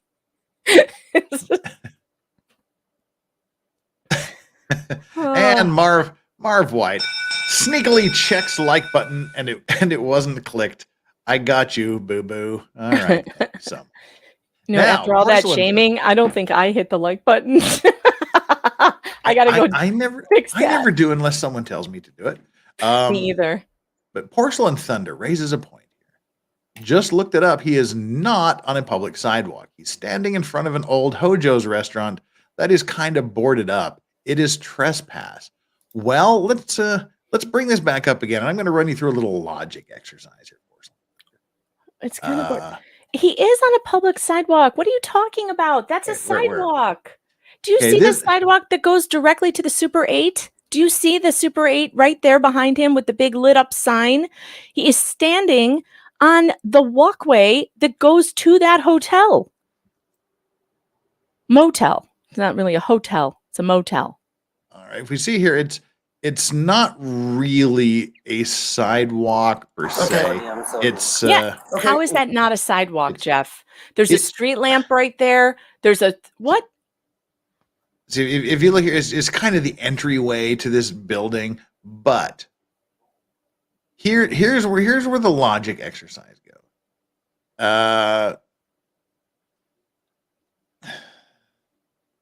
How could he be in a parking lot when he's literally standing 4 feet from the curb? That is a sidewalk. That is the sidewalk. The sidewalk appears to end here. If it is. But, he found where the sidewalk ends. Interesting. Well, if you look the other direction, like you did just then, that sidewalk goes directly to the next corner where the street is. He is on a sidewalk. So you've got the sidewalk that curves around here. So the logic exercise I want to take you down, Porcelain Thunder, is if just because there's a building closed, does that mean that when you're walking down the sidewalk and you come in front of a closed building, you have to exit the sidewalk and circumvent the building and then get back on the sidewalk after you pass the building? He's in a parking lot. This is stupid. That is not a parking lot. That's not a parking lot. If the parking lot would be further than 4 feet from the road, that is not. Who is looking at that and going, he's in a parking lot? The parking lot would be back here. But anyway. This is a dumb argument. This is a stupid argument, chat. I'm getting angry. Let's keep going before she gets angry. Now, the first thing we're going to hear him say is stop. And Sergeant Kuda. So this is where he's supposed to, as he approaches him, the suspect attempts to flee. Kuda calls in and gives a description of Aguilar-Mendez. You can watch the encounter from there.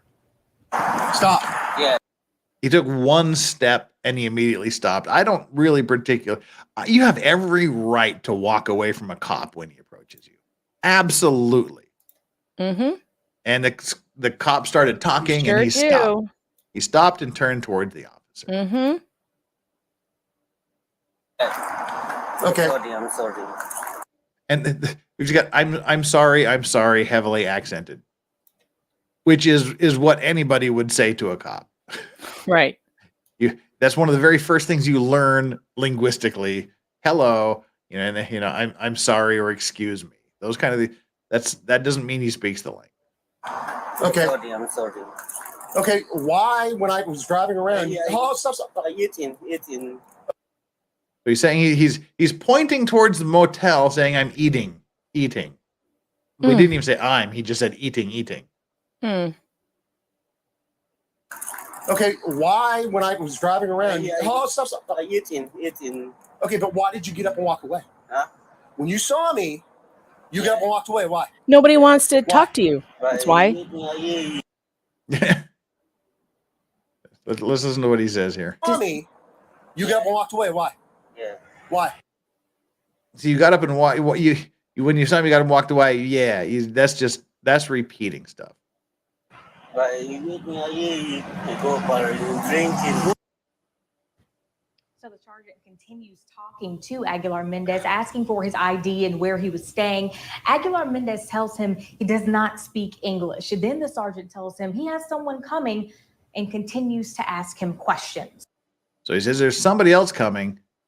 We presume it's a translator, wouldn't you? But he still doesn't understand what's going on there.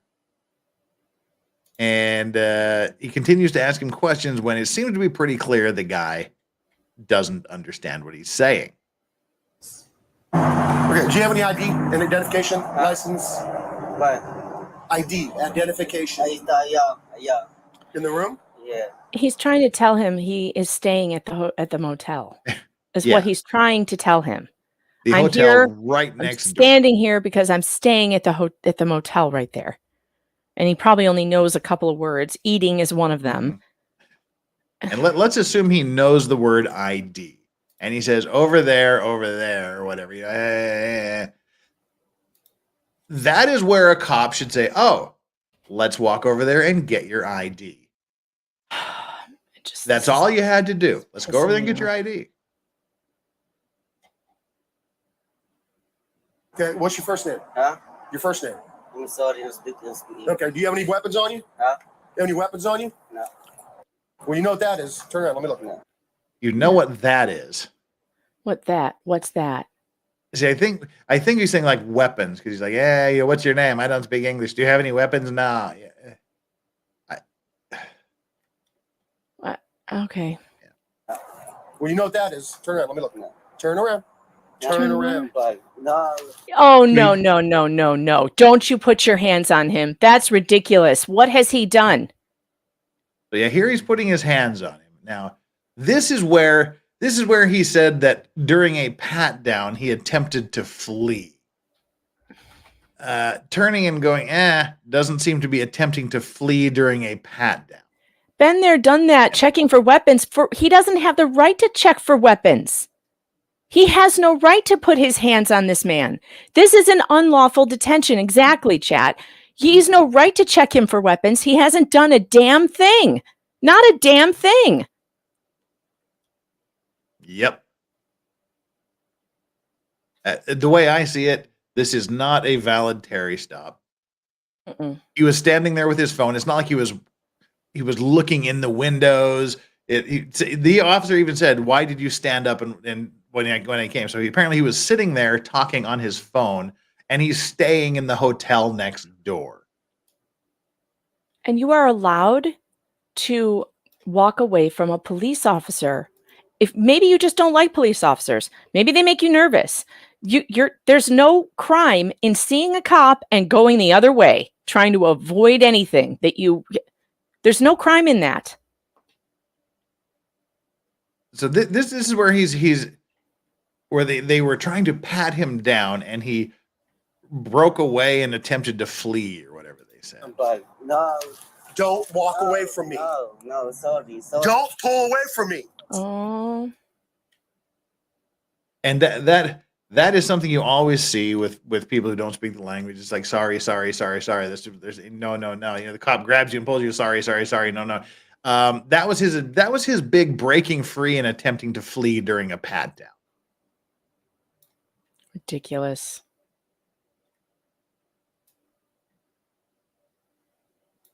I'm checking you for what? Get your hands away from your. No. That's where he allegedly reached for the pocket knife, as far as I can tell. There is no video of what happened after he was handcuffed. which is why I want to get a hold of the entire damn 9-minute video. So that's the only time That's where it ends? reaches for his. No. We're still going. There's bits and pieces more. Yeah, but this is apparently the only time I can see that he reached for anything in a pocket, and he's not. His hand is outside of his pocket here. Wait for me. I'm checking you for what? Get your hands away from your. Stop! No. Stop! See what you have here is the cop is grabbing his pocket and squeezing, and his hand is over the cop's hand. I don't like this. I do not like this at all. The cop was never allowed to do any of this in the first place. So everything that happens after this is completely his fault. You can see the cop's hand. The cop is grabbing and squeezing at his pockets, and his hand is over the cop's hand. No. Stop! No. And he's damn well in his rights to say no at this point, Yeah, I think. Although obviously if a police officer is accosting you, you don't fight. But if you don't always speak, win. if you fight it in court later, you sue him afterwards. You just don't resist. Just go with it and calmly say, okay, but this is wrong. But here you go. Have my hands. Look, but no, this man does not speak the language. Have we got to the language thing yet? Because this is important. Nope. That's the next article we're talking about. All right. I'm sorry. He keeps saying sorry. This is where the scuffle begins. Another deputy arrives about 2 minutes in, and there's So 2 minutes later they take him down, and then 2 officers at least 3 minutes of a very clear struggle. You see one deputy right on top of. There's a very clear struggle. I just see him laying there being squeezed by cops. Now, I don't know, because we don't have the whole damn video.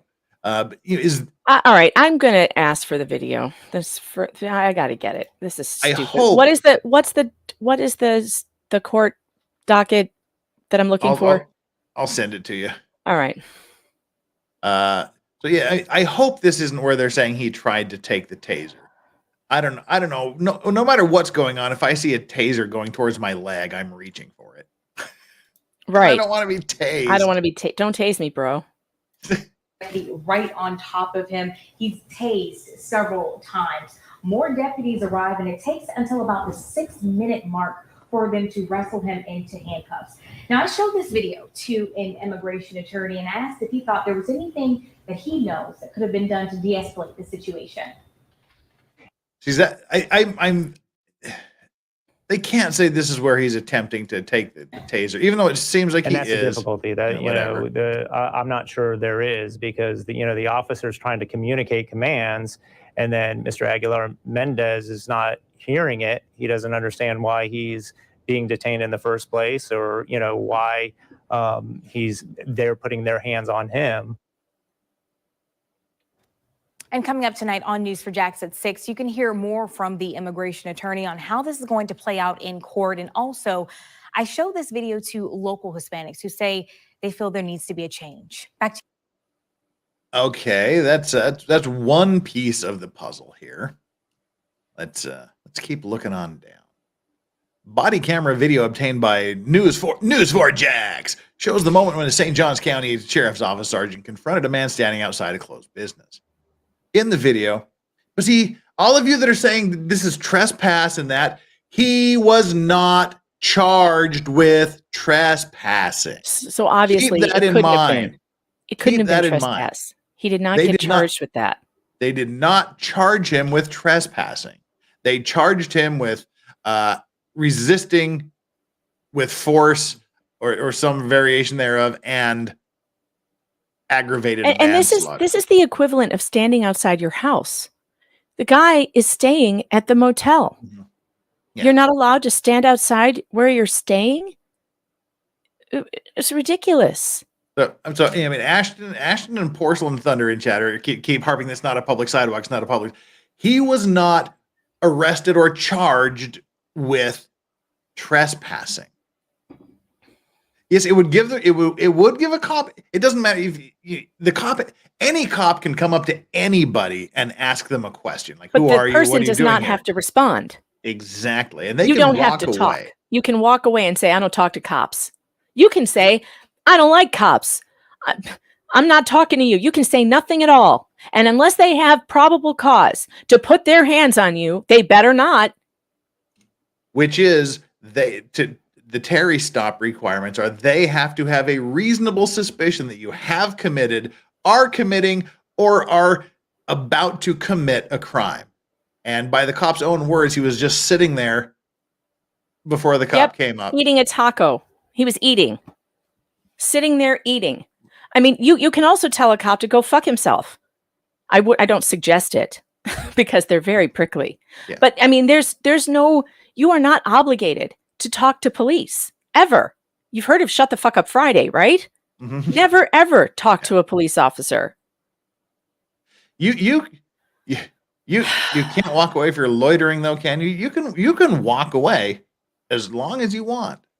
The cop can ask you questions. Loitering? What is this loitering? What? You can't stand on a sidewalk at 9 o'clock at night? What country am I in? Is there a curfew that I didn't know about? What the fuck are you people talking about? There it is, Jeff. I got it now. There you go. Shame. That was quick. The kid didn't. The kid couldn't mouth off because he didn't speak enough English to mouth off. Oh Jesus! So yeah, the reasonable suspect. What crime was he suspected of committing?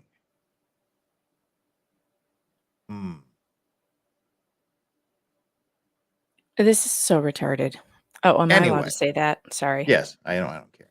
Okay. We already lost it over the fuck battle earlier today. You started it. No, maybe I did. Okay, I might whatever. have. Sorry. All right. So in the video, Sergeant Michael Kunovich can be seen in a scuffle with Aguilar-Mendez, 18. After Aguilar-Mendez was put in handcuffs, Sergeant Kunovich collapsed and later died at the hospital. Defense attorney for Aguilar-Mendez added body camera video of the incident to public court documents. Damn, I want those documents. And they also did a bail hearing. So apparently there's a lot of information.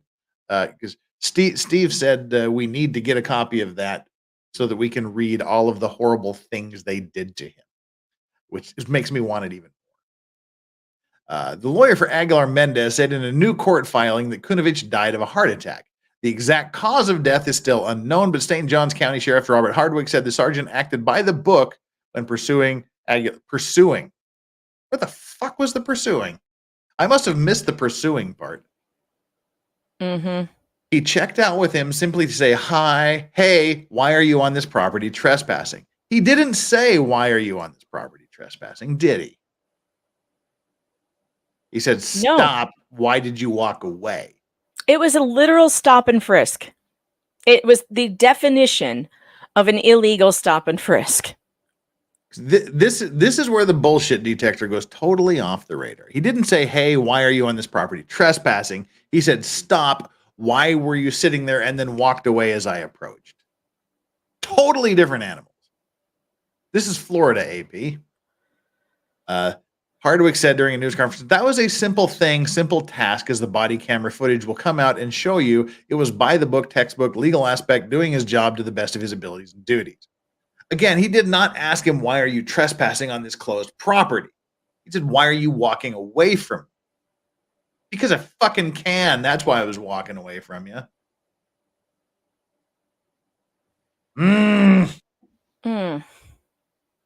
Now, chat, be civil to each other. We're all entitled to differences of opinion. Knock it off. Be nice to each other. This is the Vice Squad. Y'all love each other. Who's fighting? Is there fighting going on? Don't make me pull this chat over. Hug it out, everybody. Hug it out. Listen to me. Obey me. Kiss and make up. Am I not the captain of this ship? All right, I'll be right back. All right, you're gonna get booze. I should get booze, but I need a bathroom break. I'll be back. All right. Well, let's get as much of this done while she's gone as we can. Just kidding, Maiden. In case you're Maiden. Just kidding, Megan. All right. No, King Ginger. There's several more clips here. There's several more clips of the body camera that we're going to get to. So hang on. Like I said, there's different video there's different clips. We might kind of come sort of close to having most of it, but there's 9 minutes of it that we'll have to see.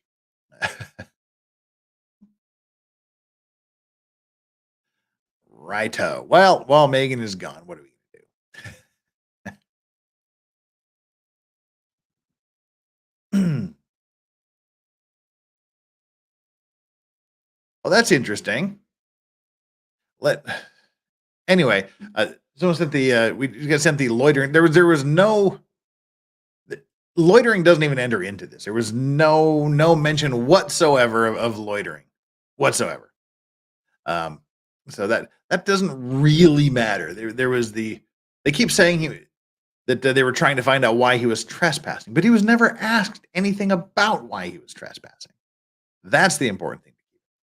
Never once was he asked why he was trespassing. Volpe Fox, what's up? Wolfie Fox. If I'm stuffing a bear, choke on free flying fluff and die, does the kid get a felony murder charge? I work at a Build-A-Bear.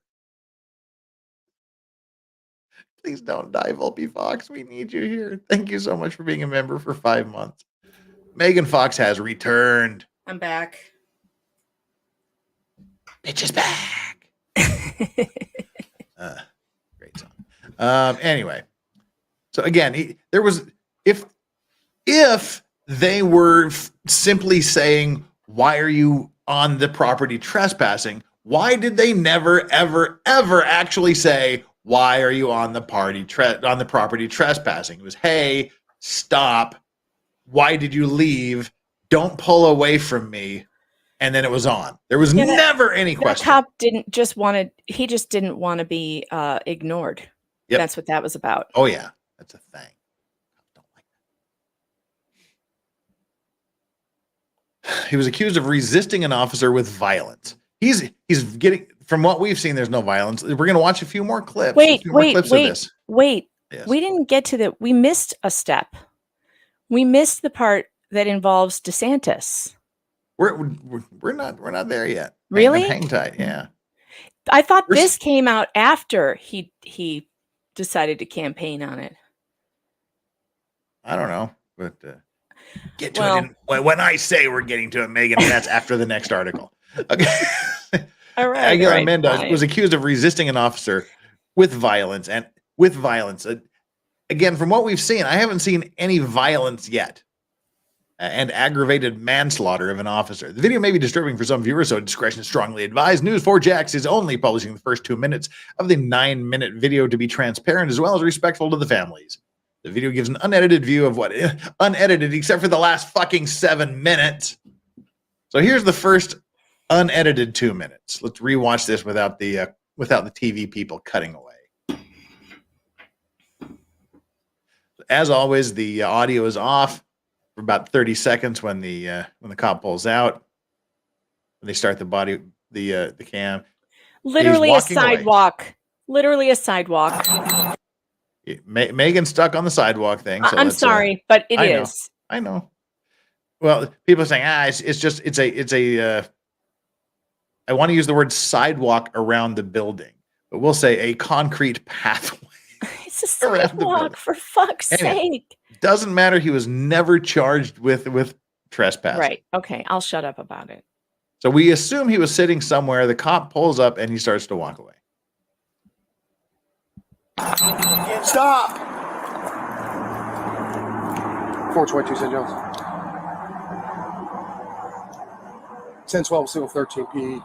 Hispanic male, white t-shirt, black shorts, Subaru 3016, 3576. You be phoning me. Stop. Yeah. Oh, that's not walking away, you son of a bitch. Mm-mm. That's just like walking in circles or pacing while the cop does a thing. Mm-hmm. His arms are down. He's like, that's not walking. He didn't even take a step, and then he reacted immediately to the officer saying stop, and he turned towards him again.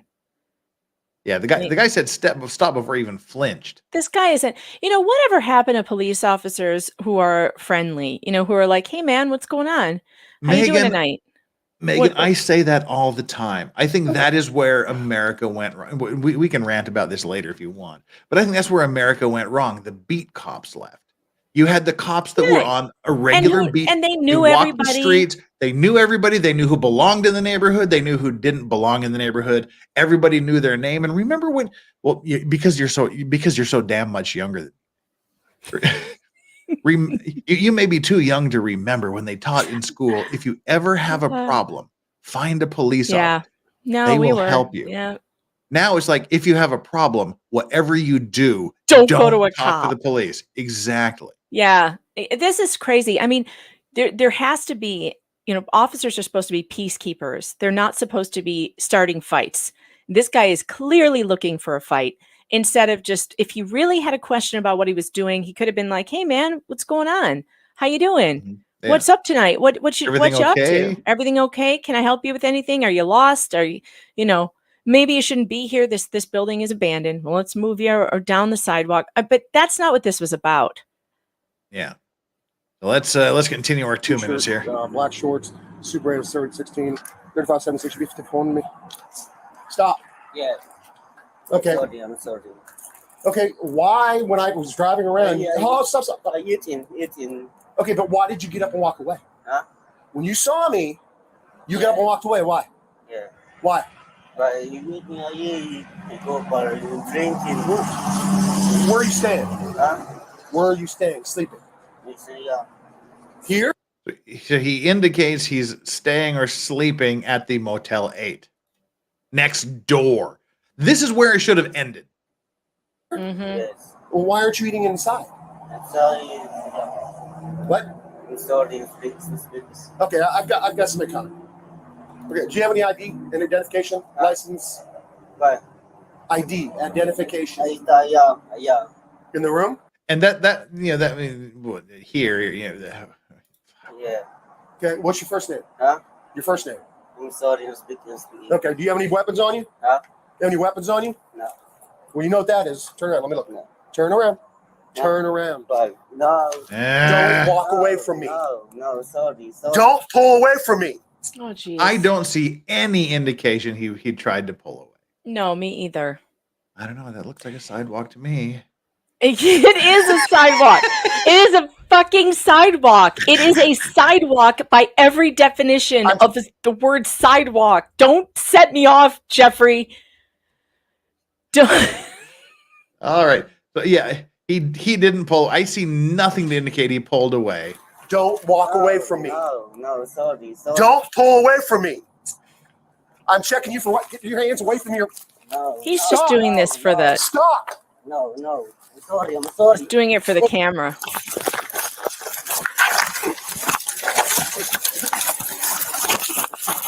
Okay, he is running away there. Well, he's being attacked. Yeah. For no damn reason. And this, we have to the law doesn't give two shits apparently, but we have to look at it from his point of view, especially someone coming from Guatemala. Mm-hmm. The police roll up on you, they started attacking you and grabbing you.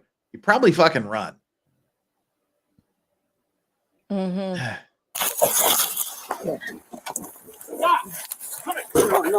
I'm sorry. Turn around. Get on the ground. Oh, jeez.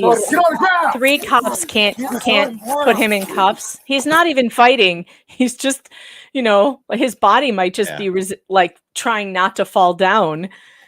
Who knows what you're going to do, what your reaction is going to be when 3 cops are jumping on you. Dude. The video starts with Sergeant Kunovich driving. Kunovich got out of his vehicle and approached Aguilar-Mendez. The first thing that can be heard in the video is stop. Sergeant Kunovich then called in and described Aguilar-Mendez, the 18-year-old, standing near a building with an orange roof, which is connected to a Super 8 motel near the St. Augustine's outlets, but is not part of the motel. His defense attorney said that he was talking to his mother on the phone. I'm sorry, Aguilar-Mendez responded, eating. When you saw me, you got up and walked away. Why? Yes, Aguilar-Mendez responded. Aguilar-Mendez then addressed Kunovich in Spanish while he pointed to the hotel and appears to be saying drinking. His responses are not clear. Kunovich kept talking to Aguilar-Mendez and asked for his ID and where he was staying. Aguilar-Mendez then pointed toward the hotel. Here, Kunovich responded, why aren't you eating inside? None of your fucking business why I'm not eating inside, copper. How about that for an answer? Wish he would have spoken that much English. Aguilar-Mendez then told Kunish he didn't speak English, and the sergeant told him he had someone coming and continued to ask him questions. Like if he had identification, Aguilar-Mendez indicated his ID was in his room. Do you have any weapons on you? No. Well, you know what that is. Turn around and let me look. Kunish says he's grabbed by Aguilar-Mendez's arm and used his finger to signal him to turn around. Aguilar-Mendez then started to walk away. Don't walk away from me. I don't think he started to walk away. As he raised his voice and grabbed Aguilar-Mendez's arm with both hands. No, sorry, Meglin. Don't pull away from me. Kunovich then started to say, I'm checking you for weapons. Okay, we saw all this.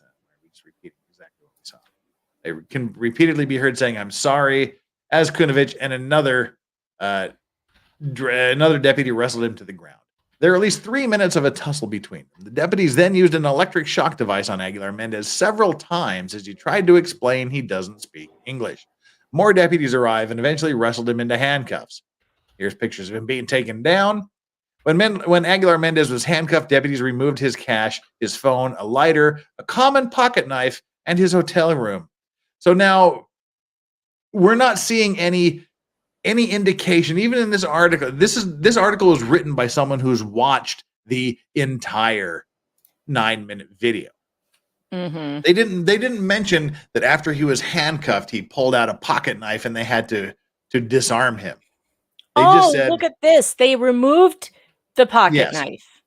yes.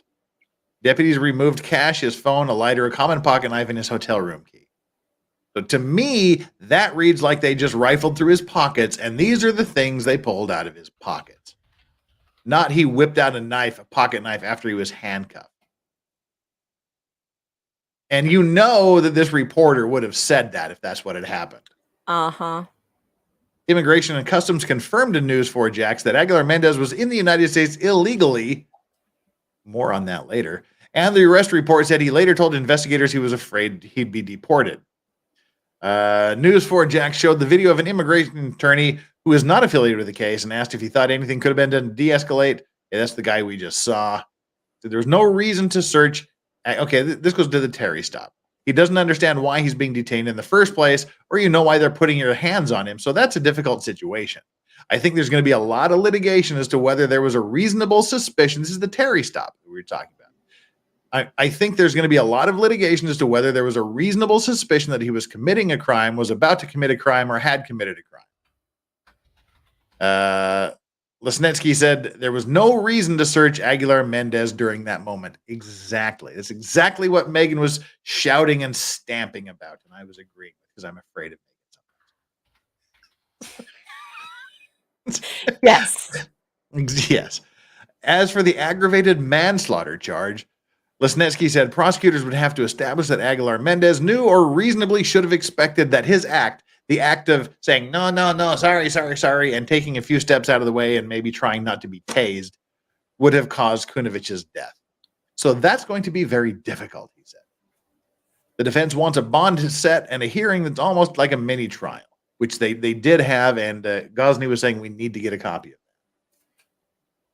The state will have to show the evidence. Jeff, check the private chat. Check the private chat. Mm-hmm. And all the suspects had to do was comply. Instead, the suspect chose to try and remove a knife from the left-hand pocket of his pants. A struggle was on with Sergeant Michael Kunovich until the deputy showed up 37 seconds later. We saw the second officer come in.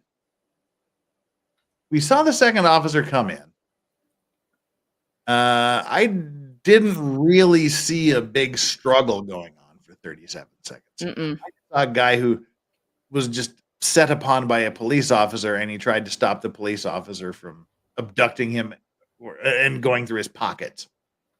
That's all I saw.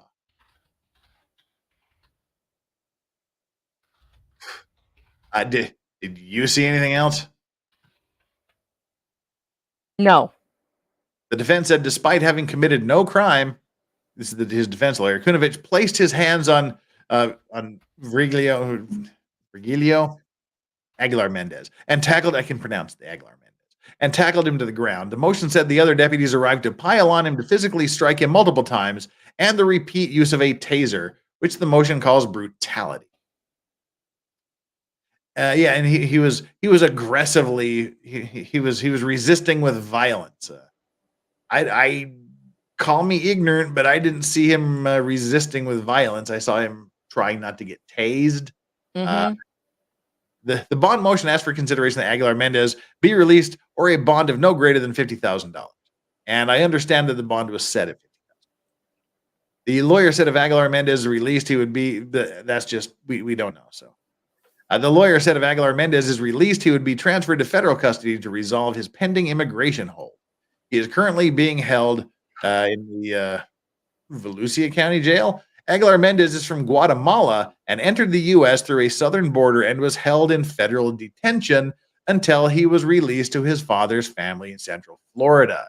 So yes, he was in the country illegally. He was detained in a federal facility, but he was legally and lawfully released to his father's family in Central Florida, and he's allowed to be just like you and me until the immigration hearing. Yeah. Until they decide how to handle his immigration status. So there. Also, did we get to the part where he is working and sending all of his money to his family? That's the next article.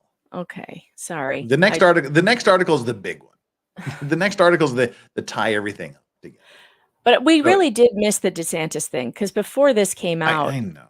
All right, DeSantis, you want to talk about? We have DeSantis? to. Go We ahead. have All to. right. All right, Because before this all came out, DeSantis made this a big campaign issue and was like, oh, I'm going to, look at these terrible illegal aliens who are killing cops in this country. This will not happen. I mean, he didn't even do basic research into this case. And he picked a really bad one to do that on. Just saying. Just saying. Do you have any more information than that? No. I don't either.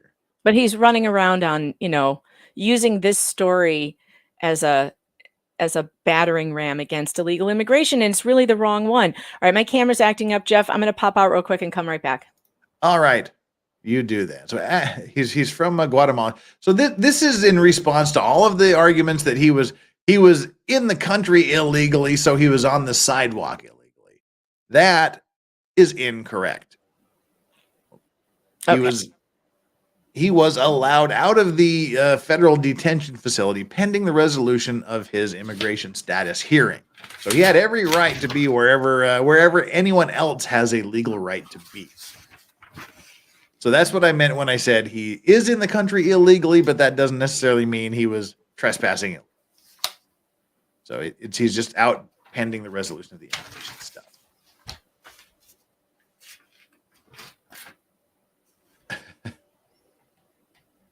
So technically, that means that he was in the country legally. He'd already been through the process where you get detained and then they take your info and then they set a court date. So then from that time on until the court date, you're actually here legally. Although he's in the country illegally, he's authorized to be outside of a detention facility. Yeah, he's authorized to Until be then, here, though. yes. So there's nothing you can do to arrest him at that point Yes. for being here Yes. illegally. Right. Yeah. Correct. So this is the guy who's is Irvin Casiano, who is from Puerto Rico and active in the growing Hispanic community in Northeast Florida, said the video brought her to tears. She said she feels bad for both families involved. Aguilar-Mendez answered his questions as best he could, and as soon as he said, "I went to drink and I live right here," it should have ended right there. I agree. Maybe if they could justify it, I don't think the justification is there. They could have said, well, your ID's over there. Let's go check out your ID. Maybe that, but even that's a stretch. Definitely racial profiling. She says, I kind of feel the same. Because why did you stop him? He's clearly walking on a property where there's attendants of all types of colors and all types. Why did you stop him out of all people? News4Jax asked several local law enforcement agencies how many Spanish-speaking officers are on the streets, but we are still waiting to hear back.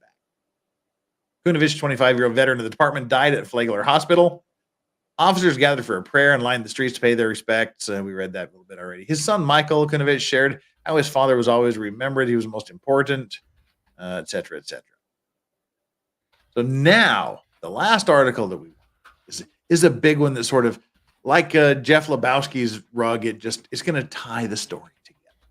It's going to just tie the whole story together, where we've learned some new and interesting facts about every part of this situation.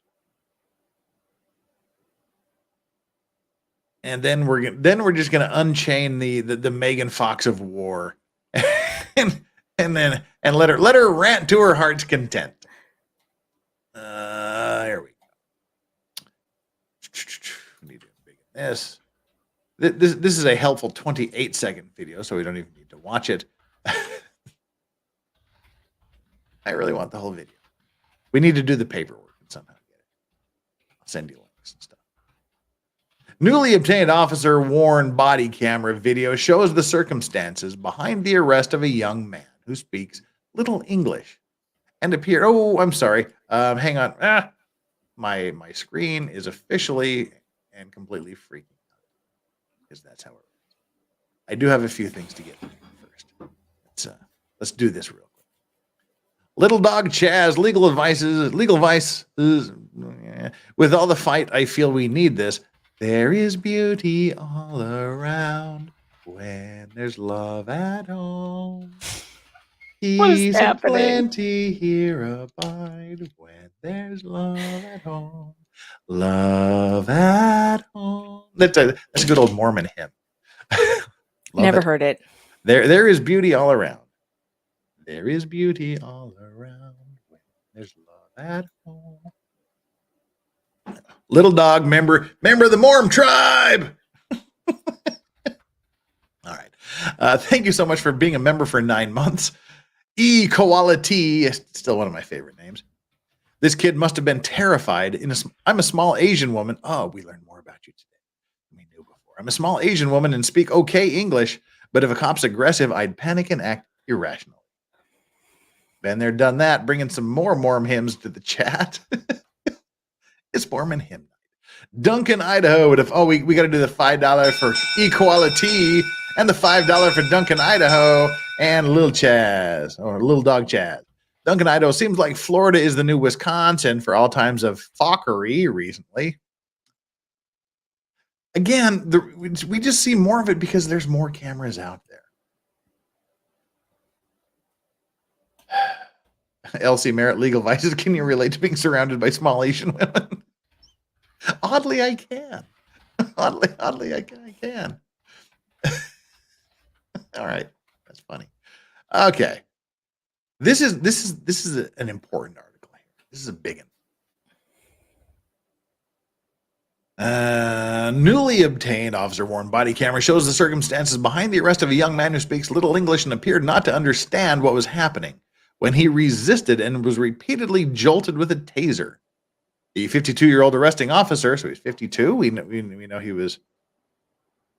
wasn't that old because I'm 54. But he wasn't a spring chicken. I wonder if he tasered himself on accident. We don't know. St. Johns County Sheriff's Office Sergeant Michael Kunovich collapsed and died of a heart attack. Editor of a heart attack following the struggle, court records show. Aguilar-Mendez, the 18-year-old who later confirmed he feared being deported back to Guatemala, is charged with aggravated manslaughter of an officer and resisting an officer with violence. He's being detained without bail, which his attorney is seeking to have set after filing a motion on November 21st. So there is the bail hearing that's somewhere out there in the universe. The confrontation happened on May 19th about 9 p.m. when Kunovich saw the young man in the Super 8 motel parking lot. The parking lot of the place he was staying. Keep that in. On Florida 16, next to a closed Howard Johnson's Hotel in St. Augustine. According to the arrest report, the veteran lawman determined it was suspicious and began to question him, though it wasn't a call for service. When he attempts to pat him down, Aguilar-Mendez resists and a struggle ensues. Other deputies arrive and a taser is used in an attempt to control him. Okay, people are asking, is heart attack what the autopsy says? We don't know. There probably wasn't an autopsy confirmed, but maybe there was, maybe there wasn't. I don't know. But like what they do in Korea is if someone dies and they, and it's not automatically immediately apparent why the person died, they'll put cardiac arrest or heart attack on the death certificate because literally that's why they died. Their heart stopped working. But why their heart stopped working, nobody knows yet. So, where it's not abundantly clear immediately why they died, the cause of death will always be put cardiac arrest. Makes sense, logical. But I don't know. Haven't seen the cause of death officially yet. While fighting on the ground with the deputies, Aguilar-Mendez grabs the taser to try to take away or stop them. I'm voting for stop them. See, that's the thing is like, it's like those parents you see, which, my mother may or may not have been one of them. Oh, you're crying. Well, I'm going to spank you until you stop crying. Right. That's not how it works. I'm going to tase you until you stop acting like you're in horrific pain with 50,000 volts coursing through your body. Repeat. That's not how any of it works. And when you're being punched in the head, you don't just relax and go, okay, keep punching me in the head. I'll just, you tense up, you fight back. It's an automatic fight or flight thing. It just annoys me. So yeah, I'm voting for he tried to stop him, not try to take it away. They get him handcuffed, but he still retrieves a folding pocket knife from his short pockets, according to the report. I give this many shits about what the report says. I want to see body cam footage. I want to see body cam footage that shows him retrieving a pocket knife from his pocket. Shortly after they disarm him, Kunovich collapses from medical distress. Oh, I'll give you something to cry about. That was my father. That was one of my father's top 5 sayings. Oh yeah, my mother used to say that all the time. Followed by, as long as you live under our roof, you live by our rules, etc., etc. The physical struggle lasted about 6 minutes, the sheriff's office said. At least 3 deputies were involved in securing the teen, whose attorney notes is 5'4" and 115 pounds. Sergeant Robert Hardwick said during a news conference, the sergeant did everything by the book and that Aguilar-Mendez was trespassing. Why did you charge him with trespassing? Curious. All the suspect had to do was comply. Perhaps if they would have asked him anything about trespassing, and he wouldn't have understood it, apparently. This whole trespassing thing, I think, is just absolute garbage. I think it's garbage. Not once did they say they were suspecting him of trespassing. Never once did they explain that to him. Never did they ask him about it. Anyway, we all saw it. Don't need to repeat it. The Times Union was denied this portion of the body cam. Ooh. They denied it initially. The media was denied this portion of the body cam footage from the sheriff's office, but obtained it through court records filed by the defense. We need to get that. We need to get that some way.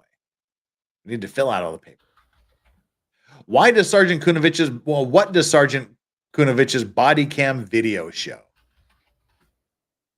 Kunovich pulls up to Aguilar-Mendez in his patrol vehicle. He's slowly walking. Okay, we need to get past the point we saw. Don't walk away from me. Okay, we saw that part. All right, here's a bit of the struggle.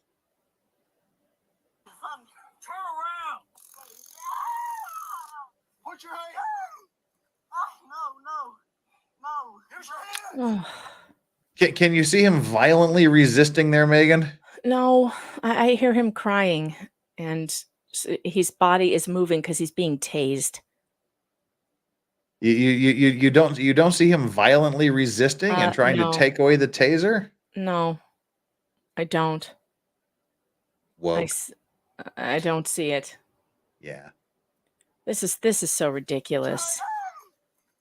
No. Here's your hands. No. What does he want? He can't understand what they're saying.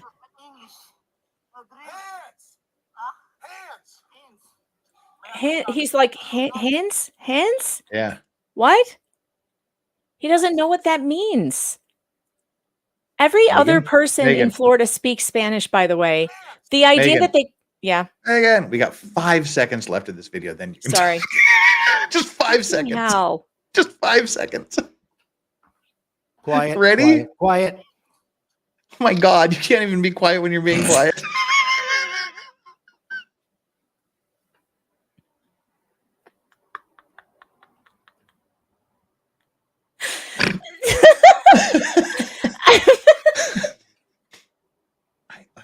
I don't know what to do. It's your fault. She's somehow noisy when she's being quiet. I don't get it. 5 seconds. That's all we're asking. Ready? Go. Hands. Lay on your stomach. Sorry, no speak English. Lay on your stomach. Okay, go ahead, Megan. It's terrible. This is ridiculous. I mean, there's no violent struggle. He's literally trying to ask them what they're saying. Hands? Yeah, you heard that inflection. The hands? Yeah, hands? Like, what do you want? This is craziness. Mystery Science 3,000 people. Mystery Science Theater 3,000 Manos, The Hands of Fate, one of the greatest movies ever made. But JKD Buck here says, Dam las manos is what I'd say, but I have years of Spanish under my large belt. Well, we're going to get to a point here where you're going to understand that may not have helped him either. Dun, dun, dun. That's Megan's second favorite part after the DeSantos part. Dun, dun, dun. Yeah. Molan Labes. I was like, Molan Labe. Okay. Molan Labe. There you go. How do we know the taser electric current didn't cause arrhythmia, causing the heart attack, friendly fire, or self-delete, depending on who deployed it? No, he killed himself. I believe there's actually a case where that happened ages ago. So, yeah, maybe a possibility. But anywho, so he begins to try to search his pocket, but Aguilar-Mendez resists, and then the struggle ensues, and other deputies arrive and assist in taking him down. The teen repeats, "I'm sorry," several times. One of the deputies screams, "Do you want to be tased?" He continues to resist and cry for family, and they use the taser on him multiple times. He grabs at the taser, as I would too if I was having up to 50,000 volts blasted through my body. Repeatedly. Are you supposed to tase somebody while there are people touching him? Because won't they also get tased? I don't think so. Yeah, I think that the cops killed that cop by tasing a guy he was on top of. Like, this is all insane. This is all insane. They engage him again with another electric jolt. They appear to have him stopped with one of the deputies on top of him. They tell him to get down and engage him again with the stun gun as he screams over and again. He says he doesn't speak English when given a command, but he's able to get back up and reach for what sounds like a deputy says is a weapon. And they take him down again and get him handcuffed and make him let go of a knife. He begs for what sounds like familia multiple times for family. The video doesn't show Kunovich collapse afterwards.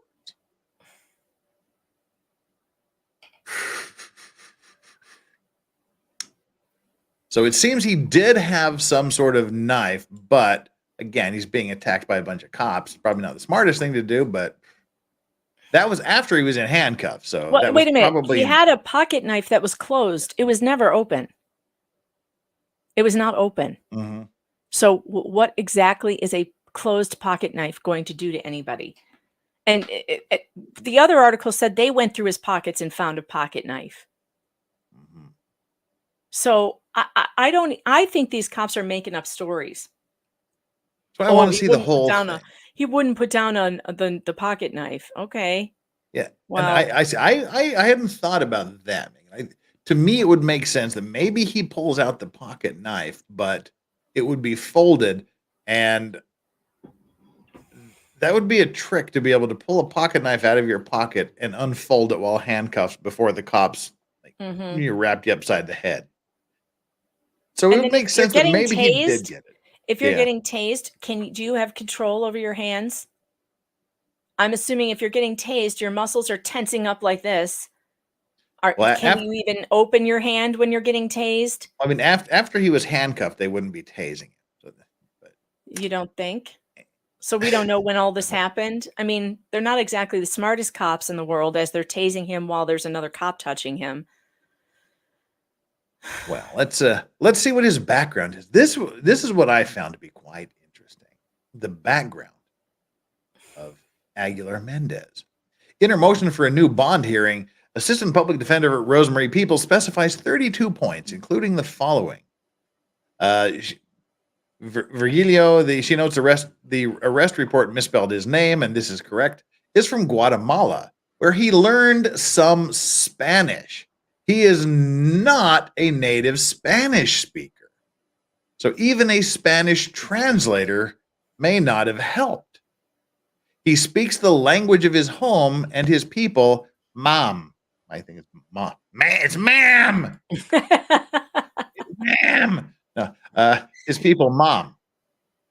He is from a very rural area with a small indigenous population where they've spoken mom for centuries. The language is limited, with many concepts and words adopted from Spanish.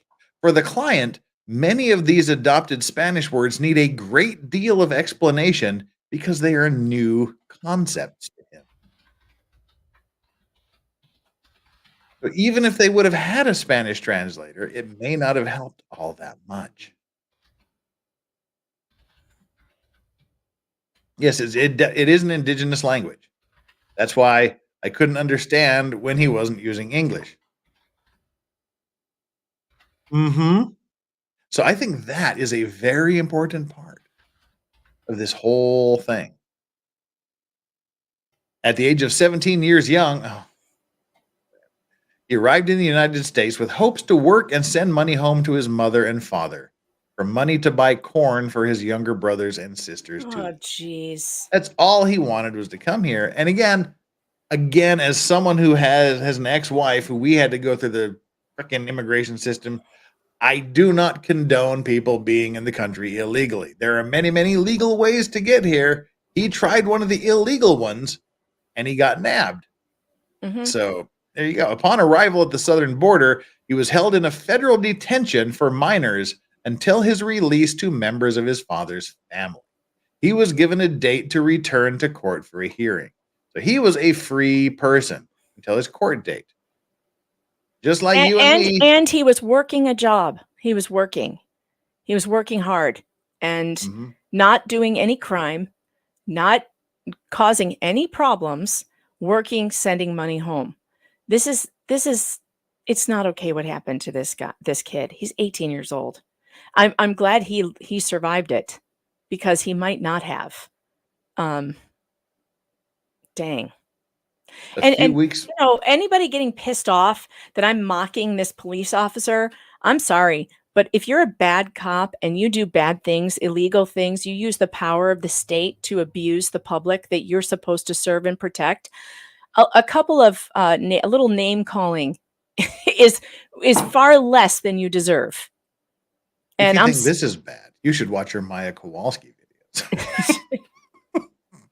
I mean, give me a break. I mean, I don't understand. Why am I supposed to be respectful of a guy who violates human rights like this with a badge and a gun? Why do I have to respect that? Because I don't. I respect good cops. I've got friends who are police officers, who are good police officers, who would never do stuff like this. So those are the ones that deserve my respect. But a guy like this, no, none. Sorry. Nope. And he shouldn't have been a cop in the first place. And that's like how I feel when you see some of the lawyers do some of the shit like the defense does in the Maya Kowalski case. Just as a professional, it disgusts me a little bit. There's so many. Again, this whole thing could have been like Megan said. You get to go, hey, is there a problem here? Is everything okay? Are you okay? Approach them very nicely. Oh, where's your ID? Oh, you shouldn't be here in front of this place late at night. or you tried to communicate when it Yeah. became clear. It's like, where's your idea? We'll take you back to the hotel. Or and see let if me there's get somebody who let me knows get you. a translator. You know what? Let's help you out. I'll wait here calmly with you until a translator comes. There was no reason for him to do that. The kid wasn't running. He wasn't fighting. He wasn't doing any of that. There was no reason for this at all. And then they charge him with the first thing is what was it? The first Felony charge, murder. felony Felony murder murder. of a police officer. Which You gotta carries be a kidding. death penalty. This is why we don't trust institutions, because of shit like this. Because then you find out, oh my God, not only is it not felony murder, but this police officer was acting illegally anyway in the first place. Yeah, I can't sign on to these back the blue and all this stuff, because when they behave like this, I don't back the blue. I only stand up for cops who are doing a good job and doing the job the way they're supposed to and honoring the Constitution. If you are not doing that, I'm not standing up for you. No. So after a few weeks with his uncle, he traveled to live and work with an aunt in Central Florida. Then he met with some Mexican migrant workers with a promise of work in St. Augustine. He left his family and traveled to St. Augustine to work at local farms. The migrant workers spoke Spanish. They did not speak his mother tongue of man. For a few weeks, each morning, he would travel to local St. Augustine farms where he picked vegetables. The money he received, he would save and send to his family in Guatemala. In the cool of the evening on May 19th, 2023, Aguilar-Mendez left his hotel room at the Super 8 Hotel to peacefully eat a meal outside on the phone with his mother. He had a room key to the hotel room that he shared with the 3 migrant workers. That's where this should have ended again. So he's trying to eat a peaceful meal outside by himself. On a nice May morning in Florida, just chilling, talking to his mom. Just enjoying the weather. As someone mentioned in chat, I hope his mother didn't have to hear all that. Oh God, was she on the phone? Yeah, he was talking to his mother on the phone. Oh no. So I my hope he hung up before that happened. His poor mother. And see, all this have you again. I don't think he should have. I don't think he should have been touched. I just don't think that's there. I don't think they met the requirements for that. And all this can go away when he said, "I'm eating. I'm staying over there." He managed to communicate that much. This whole thing goes away, Megan, when you go, "All right, show me your room." He pulls out the key. He goes in his room and you go, "All right," and you walk away. That's all. That's all that has to be done.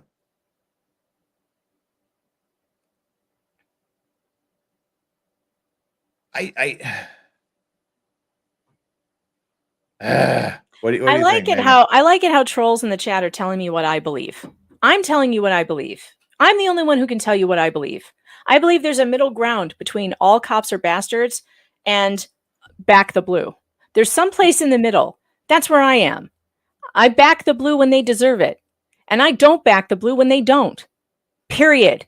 So those of you who think you know me and you think you know what I believe and you think you can tell me what I believe, go fuck yourself. Go fuck yourself. But go fuck yourself. Sorry, Jeff. I mean, any group, I mean, anybody that you can't look at any single group and go, everybody is good or everybody is bad. You cannot do that with a group of more than a few people. Because there's going to be people that aren't good and there's going to be people that aren't bad. There's going to be that middle ground. That's why you can't support any group, any large group when something happens. You have to look at the specifics of each individual instance. Exactly. That's why the people that do straight party ticket voting for check all Republicans or check all Democrats, fuck those people. That's why we have a broken system. Mm-hmm. You vote individually on each individual person based on your understanding and knowledge of what they stand for. Or don't do it. Because there's not all Republicans are good, not all Democrats are good, and vice versa, not all are bad. And the same with cops, the same with immigrants, the same with anybody. look at the individual situation, which is what we're doing here.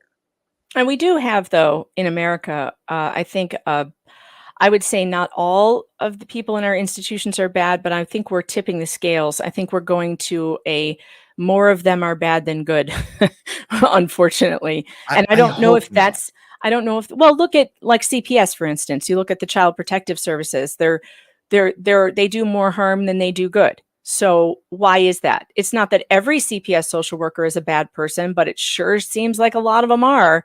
It sure seems like the bad ones are in charge and the good ones are sidelined or they quit. And that seems to be the case with the FBI too.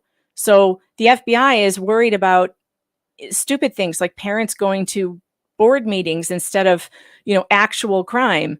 And to me, that's like a tipping the scales. It's a balance problem. And we've just allowed a lot of this to happen, this institutional corruption creep. And it's unfortunate because then it starts to make you think, my God, what's happening? What is happening? Jason J says, look at Uvalde and Memphis. Yeah, like look at Uvalde. There was 435 police officers who sat around with their thumbs up their asses. Right. And it was 79 minutes, 77, 79 minutes. Awful. Oh. Awful. JKD says, like it matters. We have a uniparty. Left versus right is WWF heels versus baby faces. All a show to grift money. Yep. Totally. It is. That's true. Well, I agree with that. As he stood in a well-lit area, which we saw on the phone, which we saw on the body cam footage, on the phone with his mother, Officer Kunovich approached him in a marked unit and wearing a St. Johns County Sheriff's uniform. He's illegally in the U.S., farm worker, tied to some... Oh, that's never mind. That's an article. He explained he cannot speak English and began to walk away. I don't even think he began to walk away. He was just like mulling around. And Officer Kunovich placed his hands on him and tackled him to the ground. He attempted to distance himself from the physical hold of Officer Kunovich. Soon thereafter, several officers arrived and continued to wrestle with him. Without question, he did not understand the purpose or reason for the officers to pile on him. These are the assertions of his defense lawyer. Without question, he did not understand the purpose or reason for the officers to pile on him, to physically strike him multiple times, and the repeated use of a taser. Unable to understand the brutality of the officers, he began to cry out for his family. He was handcuffed and searched with the officers recovering. So I want to see the damn camera because we have people saying that he pulled out the knife, and then we have something like here, like his lawyer is saying, he was handcuffed and searched with the officers recovering cash for his family, a cell phone, a lighter, a common pocket knife in his hotel room, key card. I want to see that camera for myself to see where the knife was. And again, even if it's in his hand, is it open? There was no illicit substances found on him, nor were there any illegal items in his hotel room. Several minutes elapsed after the arrest several minutes. So it wasn't like he just got off him, stood up, and keeled over. Several minutes passed. Mm-hmm. So several minutes elapsed after the arrest when Officer Kunovich suddenly collapsed. It was later determined that Officer Kunovich died of a heart attack. Prior to his arrest on May 19, 2023, he lived in the United States for less than 1 year. He had several family members in Florida. In Guatemala, he was able to participate in 2 years of education where he completed the 6th grade. Oh, jeez. Here's some more video. Oh, jeez. I'm gonna tase you. Stop. Put your hands. I keep saying family.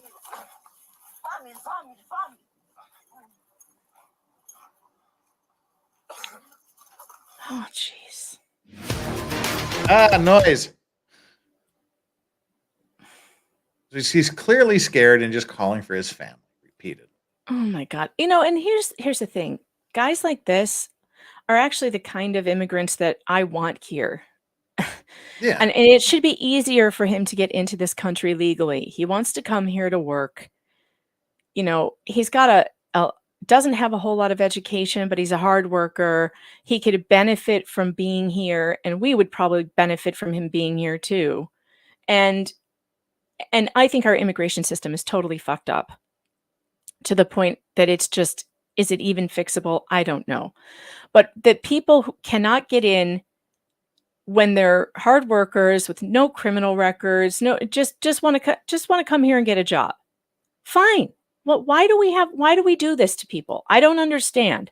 And then for their experience here to be this is like, no, I want to keep the cartel out of this country. Can we just do that? You mean the government? Yeah. Could we keep the cartel out and let guys like this in? Like, is it that hard? Yeah, controlled work permits. Thank you, Porcelain Thunder. Why can't, if you want to come here and work, like everybody should be handed a work permit. If you pass a background check, yeah, come in, work. And you'll be reevaluated every couple of years or whatever to make sure you're still working. And it just bothers me that this is so difficult. And it feels like the process has been made this difficult on purpose so that we're all fighting all the time about how bad the illegal immigration situation is. It doesn't need to be this bad. It's made this way. Chugi Show, incorrect. He entered the country illegally. He is now here legally pending the resolution of his immigration status. He entered illegally. He is now here legally. He was detained and they let him go because he has a hearing. Detention. So they're going to do his hearing about can he be here legally? And of course, now he'll probably get deported, and that is not right because he hasn't done anything. If he's lucky, he'll get deported. Yeah. If he's lucky, he could. Oh, by the way, this aggravated manslaughter is 30 years to life. I believe. Oh my God. I believe that's what it is. They need to drop these charges. It should be dropped completely because he was detained illegally in the first place. That the cop died is nobody's fault, but probably his own. Or it's either his time was up or he got tased during a stop he shouldn't have been doing. I'm going to bring up this. Continue to rant some more, Megan, to your heart's content, while I bring up the penalty, the penal provisions. I can push some more buttons. I have more buttons I haven't pushed yet. Let's see. Which button shall I push? No. Oh, this one's funny. America is a nation that can be defined in a single word. I was excuse me. It's a good one. I have hold music. You're making it written. No, just continue to rant, please. Jeff's like, I don't want your damn buttons. I'm trying to concentrate, and you're making it because I'm trying to find the. All right, fine. What am I going to rant about? Yeah, well, look, I don't like people walking over the border willy-nilly. But it doesn't need to be as hard as the reason they're doing that is because the line to get in is way too long and it takes way too long to get in. Why don't we have temporary work permits that everybody can get if they pass a basic background check? How long could that possibly take? Just go online, fill out the thing. They can do your AI can probably do your background check and give you your permit to come across the border at the checkpoint. It's not that hard. I could solve this. I could solve this in a week. And then you find out who's really coming here to do bad things. Because those people will still be coming over the border illegally because they don't want anyone to know that they're here. But the fact that no one can solve this just tells me that they don't want to solve it. This is again about the Washington Generals versus the Harlem Globetrotters. Harlem Globetrotters. You know, it's all a show. It's all a show for our benefit, and it's a distraction so that we fight amongst each other instead of realizing who's doing this to us. Well, it's them. It's those rich men north of Richmond. It's all of them. And we're all just like screaming at each other Yeah, I know immigration sucks in Canada. I have an aunt and uncle who live in Canada. Oh God, My I'm unc- going to regret this, but I'll have to come back just a second. What? Where are you I hope I going? have a channel when I come back. No, it's fine. My uncle worked in New York City his whole life. His job was in New York City. He would commute from Toronto to New York City. He had an apartment in New York City, and then he would work there during the week and fly back to Toronto on the weekend. He tried to immigrate here for 20 years. 20 years this man tried and was denied. 20 years to get immigration status in America. And he worked and paid taxes in New York City for 20 years. That's crazy. That's crazy. So the idea that that's happening while everyone's just ignoring just people just walking over the border, it doesn't make any sense. And it must make sense to someone for some reason. And that reason is probably chaos, more discontent, and more power. They get more power out of that. I don't know. I'm just looking at your chats.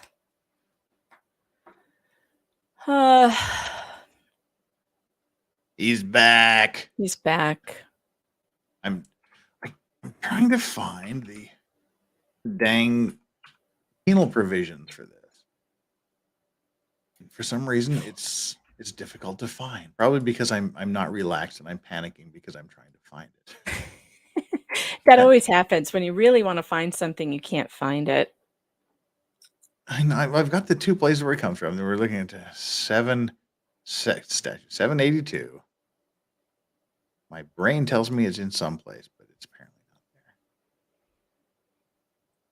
I have a button I haven't pushed yet that only can be played on Rumble. I can't wait to play it. It's so funny. But I'm going to have to do a Rumble only stream so I can play it. Okay, is this capital felony or an offense reclassified?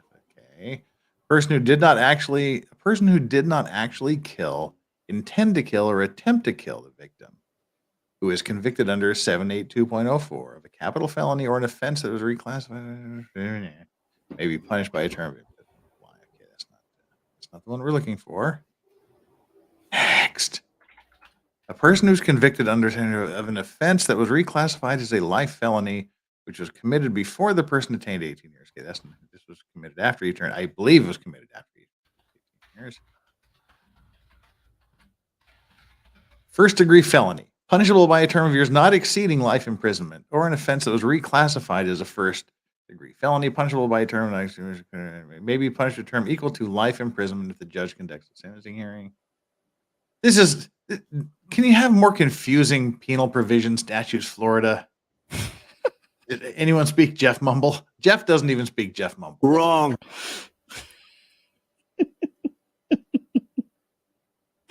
The chat said I should hit the wrong button. Jeff doesn't even know what Jeff's talking about. Oh, okay. God. I'm looking at this here. A person who did not intend to kill or attempt to kill the victim and who was convicted under this of a capital felony.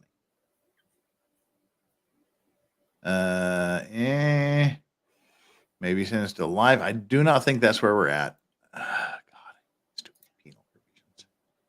Even saying the word penal makes me. Okay, a person who is convicted under the statute of an offense that was reclassified as a life felony, which was committed before he turns 18, may be punished by a term of imprisonment on life.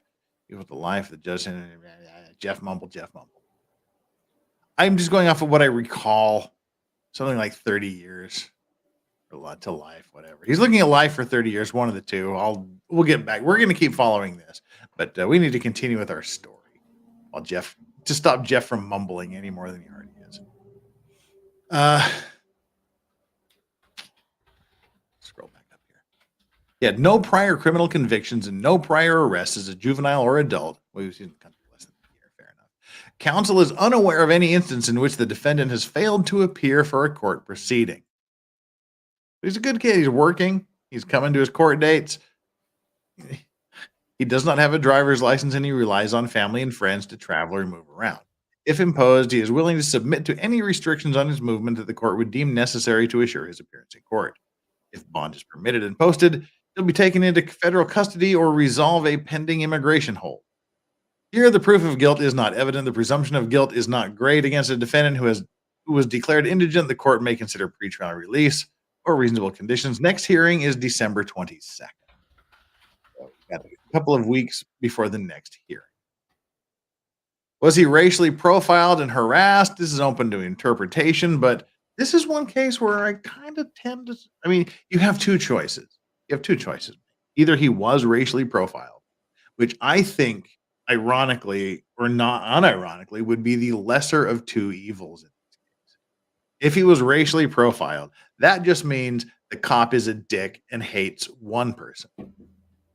If he's not racially profiled, that means he's a dick and hates everybody. I don't think it matters one way or the other. It doesn't matter if he was racially profiled or not. The police officer made an improper stop. Yeah. So it really doesn't matter what his motivation was for it. And now we won't know because he's dead. But we do know that he had no probable cause and no right to do what he did. So they asked the sheriff's office, they asked the state's attorney's office whether he was overcharged, and they said, we don't have any. He was absolutely overcharged. They should drop all the charges. And in fact, he has a good case against the police department. He's got a good civil case against them. Well, actually, does he? Can you sue for civil rights if you're not a citizen? Maybe you can't. Yeah. Can you? Yes. Even if you're in the country illegally, you essentially have the same rights as anyone. Oh, well, then in that case, one of the few countries that does that. He needs a civil attorney to sue them because it's pretty clear what happened there. Kelly R., thank you so much for the $5. Quietly take the loss on this case, pay, and move on. Then we can get this fiasco of open borders resolved. And the Chugi show, that was the Chugi show, wasn't it? I don't know why I thought that. Did I see your chat somewhere? No, I must just be hallucinating. Oh, there we are. Yeah, I saw this. He sadly will likely get railroaded by the justice system. Somehow I just saw everything flash up here. The Jackals of Terra Argentum. Thank you so much. Why do we have to feel sympathy for the living tools of the global elites? I came here the right way. Their existence undermines all the people like me, all that people like me work for. Well, why do we have to feel sympathy for the living tools of global? Because are we talking about the cops? No, because the workers. Why do we have to feel sympathy? Because it's so much harder to get into this country now. It's not the same. It didn't used to be like this. So I don't know. Unless you've tried to get into this country in the last couple of decades, I don't think you have an idea of what it's like. And I don't know what's going on in Guatemala. I don't know what's going on in his tiny town where he's sending money back to his family so they can buy corn. Like I don't know, but I don't fault people for wanting to come here because we have so much and they come from places that have so little. I fault our country for not making it easier for people who just want to make a living to get here. It's a big country. There's plenty of space. As long as you're not a criminal, there should be no restrictions on coming in. I don't get it.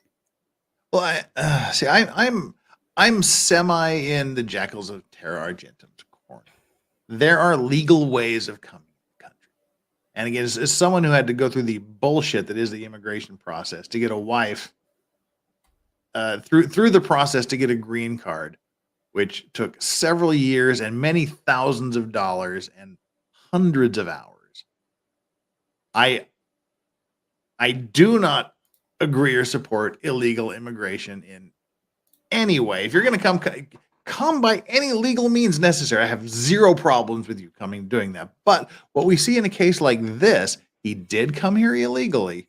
He illegally entered the country, but he didn't just run off and hide somewhere. He got pulled into a federal detention center where he made some sort of legal motion, probably some sort of asylum or familial support thing or whatever. It's up in the air. At the end of this, let's supposing this didn't happen, this whole alleged incident. Well, suppose that didn't happen. He was just a normal guy caught up in the system. I was okay. He's caught up in the system. Let the system solve it. If but Jeff, he's found to be also, here and have a good reason to be here, let him stay. If he's not, send him back. I have no problem with it. Jeff, that process that you went through with your wife, would you say that that was a reasonable process? Oh, no. Oh, fuck no. All right, so that's what I'm saying. I'm saying no, the process itself is so much punishment that so many times during that process, Megan, we said, you know what? Why don't we just grab a plane to Tijuana and sneak back across the border? Because one thing you have to do, at least I have no idea what the current requirements are, but we had to sign affidavits saying that for 3 years after being granted permanent resident status, we would not seek public assistance. And there was like several things. We couldn't seek a public's assistance. Something about $25,000. I can't remember what it was, but basically it's like people that come across the border can instantly apply for welfare and benefits and stuff like that. We couldn't. We're like, why are you punishing us for doing it the right way? So many times we had that discussion.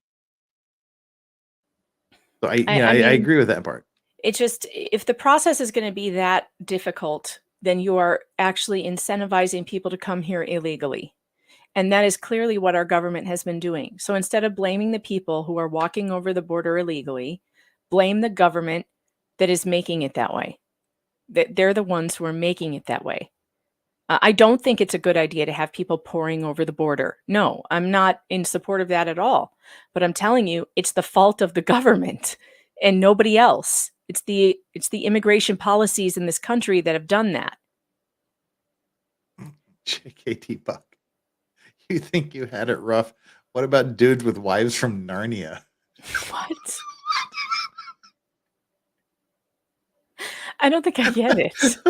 They had to come through a wardrobe or something. I don't know. Wow. But I mean, this is all tangential to the issue that we're looking at, which was the question today. Should someone be charged with aggravated manslaughter because a police officer drops dead a few minutes after Obviously not. an arrest? Obviously not. Because again, we go back to the definition of aggravated manslaughter, which is that at the time you had to know or should have had reasonable reason to know that what you did, the act of resisting arrest, if that's what he did, that whatever he did, those actions he did, he should reasonably have known or should have known. He knew or should have known that it would have led to the death of the police officer. In what realm of fantasy would you think, oh, I'm on the ground trying not to be tased, is going to lead to a police officer dying? No, that's insane. Because we still don't even know, is there an autopsy? Do we even know what the cause of death was? Are they going to even tell us? What's the cause of death? Well, they're saying heart attack, but what caused the heart attack? I think he tased himself. If I had to guess, he got electrocuted in that tussle. Could very well have happened. They got a little arrhythmia going and then just dropped. Mm-hmm. The Jackals again, thank you so much again. I came in the last couple of decades, lol. It should be hard. Americans have every right to demand quality control. I agree. Make unsanctioned border movement an act of terror and deal with it that way. See, I'm all for legal immigration. Bring all of the legal immigrants you want. Bring them all the legal ones. But what this guy here in this case is doing is they're deciding whether it's legal or illegal for him to be here. Mm-hmm. So that hasn't even, he's in the process, but while that's going on, he has every legal right to be walking where everyone else walks, to sit where everyone else sits, to eat where everyone else eats until the immigration office or the immigration judge tells him otherwise. And he's not even breaking any laws. He's working a regular job. He's working hard, coming back to the motel, eating his dinner, going back to work, sending money to his family, like that, not on drugs, doesn't have any illegal weapons, no ties to any gangs. This is not the story that Ron DeSantis wants you to believe. He wants everyone to think he's going to be tough on immigration because he's coming down hard on this kid from an indigenous area of Guatemala. Like, wrong case, Ron. Don't pick this one. Let it go. Let it go. There's plenty of illegal criminals that you could use for this. Not this guy.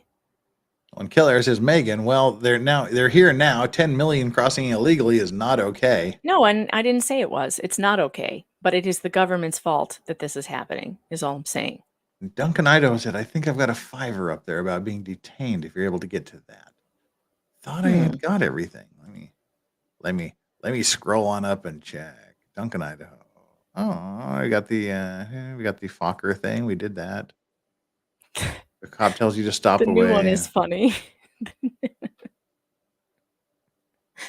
Oh. Duncan Idaho. I don't know if I read that. I think I did, but if a cop tells you to stop, you can't walk away unless you want to. Oh, I did not read this one. If a cop tells you to stop, you can't walk away unless you want to risk unaliving him via heart attack after he tries to arrest you. Right. Yeah. Sorry, I don't know why that one got unflagged, but it did. Huh. All right. And then we have the jackals. I feel you don't have to keep super chatting. They just put things here in chat. Thank you. I don't feel obligated to super chat just to engage with me. But thank you. No one citizen or otherwise should be responsible for the clogged arteries of a government employee, for the record. Yep. The cop shoved too many Big Macs down his gullet and our taxes paid for his health care. Infuriating. I actually think it was probably accidental tasing that caused it, but because he was laying on top of him when he was being tased. I mean, that's stupid. I don't know why on earth they were doing that. But it's not the person's fault who was getting tased. It's not his fault. Warrior Biatch says you don't have to talk, but you have to comply. What? No, you don't. No, you do not have to comply unless they're putting their hands on you, and then you have to comply because but legally speaking, they're wrong. They are wrong. That's what I'm saying. If they want you to comply, they will get you to comply one way or the other. So you don't have to talk, and you shouldn't have to comply unless they meet the legal requirements. And I don't think they did here. But as with anything, if you get in a struggle with the police are always going to win one way or the other with 99 point whatever absurd made up statistic you want to show that the cops normally always win. Exactly, Flux. Just comply if you don't want to die. Yeah. Because you sue later. You sue later. If they want you out of the vehicle, you're coming out of the vehicle. If they want you on the ground, you're going on the ground. That does not mean it's right. And that's a horrible thing to say, but it's true. So, I mean, this is, Megan, this is a case, isn't it? It's a terrible case, and it should be used as an example of fake news, for one, because the media reported it completely inaccurately and then changed their story about 5 times, 6 times. Perhaps they should have gotten that video first, and instead of just swallowing the cop line, hook, line, and sinker. The media is that meme of the cat under the bathtub with his mouth wide open under the faucet when it comes to police narrative. Flux says he was fat on the inside. Yeah. I was going to bring that. I had that starred to bring up when you stopped talking. Look fat. Look fat. Look fat. I need that on a button too. I need Joe Biden going, look fat. I want that one bad. But no, it's this whole thing is terrible, and the charges ought to be dropped. And I feel bad that this kid has to go through what imagine what his mother thought when she was told that her son was a cop killer. Imagine that. If she's been told, she may very well have no clue what he's going through. He may have just dropped off the map. You have no idea. I'm sure they've contacted her. His face is all over the news and stuff. Not in Guatemala. Hopefully they got word, but geez. Yeah, this is a case, and I want to keep following this. We need Yeah. to I'm do gonna all see the if I can. paperwork and stuff. I'm gonna see if I can get the full video. So send me the link to the Yeah. whatever, and I'll apply for it. They make you sign a statement saying you're not going to use it for any commercial purposes or shit. Well, that's fine. That's what the media It's- does. It is for non-commercial purposes because it's about public education. Whether I make, whether you. Yeah. Uh-oh, we've frozen. We've frozen in mid-rant. But what she's saying is basically, it's a public document. What I use it for is none of your fucking business. But we did just lose Megan. Megan! We lost her. Well, I think it's time to shut it down anyway. Megan, if you come back so we can wrap this up. While it's a ma'am freeze. That's a fairly unflattering thing. So I'm going to remove you here while you either come back or don't come back as you see fit. But while she's doing that, we'll bring you up to speed here because we're gonna start to wrap this down. We've gone way over time. We're at 3 hours, so it's a good 3 hour long, 2 hour stream. We took an extra. I thought we'd be done in like an hour, and what the hell are we going to be talking about for the remainder of the time? But somehow when Megan's on, we managed to fill time voids quite a bit. We love Megan. Megan's awesome. All right, folks. I'm not sure if she's coming back or not, but I hope she is so she can say goodbye to everybody. But while she's doing that, just a reminder, tomorrow will be the O.J. Simpson closing arguments part of it. It's going to go on for a while. We're in the middle of Marsha Clark's part of the closing arguments. We're going to do that tomorrow. Friday will probably be a YNW Melly update. Friday morning, Friday evening, I will be on Megan Fox's channel as we read some more Maya Kowalski hearing transcripts. And then it'll be the weekend. Next Friday is the December F it Friday, where we just say F it, and we have a great panel of guests on. We talk about things. We just wherever the conversation takes us. This is Christmas, so there might be a Christmassy theme to it, where we talk about things, Christmas or holiday, because we realize there are some non-Christmas celebrating people out there. But so far, we have who do we have on the list so far? So far, we have Law of Self-Defense. That's Andrew Branca. LawTube Sean, potentially criminal. Legal Mindset, Andrew. Oh, device is not connected, Megan. It says you need to connect your mic or camera before I can add you to the stream. So it'll be Andrew Branca, potentially criminal. There she is. Oh, she connected, then she disappeared. Let's see if we can get through the list here. The Law of Self-Defense, potentially criminal, Sean. Andrew Branca, potentially criminal, Sean. Legal Mindset, Andrew Esquire. Chandler Remington. Danny on Direct. Our very own Flux. Talk with Sally. Ricada Law. Ozzy Overlord. Nicholas Starov. And unlikely, but hopefully, possibly, maybe in some way, Megan Fox will be able to join us. But that's also a day of a Maya Kowalski hearing. So the chances of Megan being on my F it Friday are slim to none. But yeah. But I'm going to try. Yeah, I'm having, again, computer problems, which I don't understand, but we're getting to the bottom of. We're going to try and figure it out. Yeah. I don't know why it does that every once in a while. It's a brand new computer, so it must be me. I am the problem. Takes a while to work the kinks out of it. I am the problem, Jeff. Computers hate me. You're the problem with everything. I know. I know. You're the problem with everything. So as we all wrap this up, what go over what you got coming up in the next little bit again. Okay. Well, this Friday night we are going to be doing a dramatic read-through. Jeff will be there as starring as Judge Hayward. In the Maya Kowalski dependency hearings. I have the transcripts. We are on hearing number 2. We did the shelter hearing last Friday or Thursday, and we're going to do the next one now this Friday night at 9 p.m. Eastern Standard Time. It's really blowing the lid off of what happens in these juvenile court cases. And, I'm hearing from so many people that who are saying, yes, this is what happened to us in court. You're not allowed to talk for yourself. You're not allowed to defend yourself. You're not allowed to even give any evidence contrary to the hearsay that's being, put in by the state. These juvenile cases, they allow hearsay on hearsay, triple hearsay. It's an outrage. And the attorneys that I've had on who've had experience with this are like, oh yeah, well, that's the way it is. And there's no reason why it should be like this.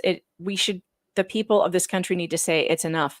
So I'm hoping that through doing these and exposing what it's really like in juvenile court, that perhaps people will get angry enough to go in and lobby their legislatures to make changes to the family court system, which I've been reporting on for 20 years. It's bad, but you've never seen how bad it can be. Oh no. Oh no. She's glitched Again? I There, don't you're know what's back. going on. I just restarted You're back. everything. It should be You're back. fine. I don't know. Anyway, Get a bit of- Friday night, 9 p.m. All right, let's see. Where are we going next? We got Chrissy Mayer, legal mindset and law of self-defense. I think we should go to Andrew Branca. Let's go. Let's send you over to Andrew Branca to see what's going on. All right, ladies and germs. We will see you. And Megan, are you doing a stream today? I don't think so. I have my neck is in a bad flare up. I'm in pain and I need to do some housework. So I might do a local stream though. So you guys should pay attention on meganfox.locals.com. Maybe I'll do a cleaning stream. I feel like a cleaning kick is coming on. Oh, please come over to my house. Clean for me. My Christmas stream is next Friday at 7 p.m. Eastern time is when we're starting. That'll be the Merry Effing Christmas Friday stream. So be there for that. But tomorrow is O.J. Simpson. In the meantime, if you got a couple seconds, hang on after we shut this down, Megan, because you just peace out. You vanish instantly. Okay, I'll stay. I'll stick around. Yeah, stick around for 30 You have to tell me to do that or I don't. And we noticed. Every time you're on streams, everybody's like, where'd you go? She just ghosted me. She's gone. Like the wind. All right. So everybody go around over to Andrew Branca over at Law of Self-Defense. Tell him it's a big legal vices raid. See if he pays any attention to you. We'll see you later, folks. We'll see you tomorrow with Chandler Remington and me for O.J. Simpson closing arguments. Until then, whatever you do, whoever you do it with, and however good it feels, just make sure it's all legal and you enjoy your legal vices. Law Racks out. How dare you!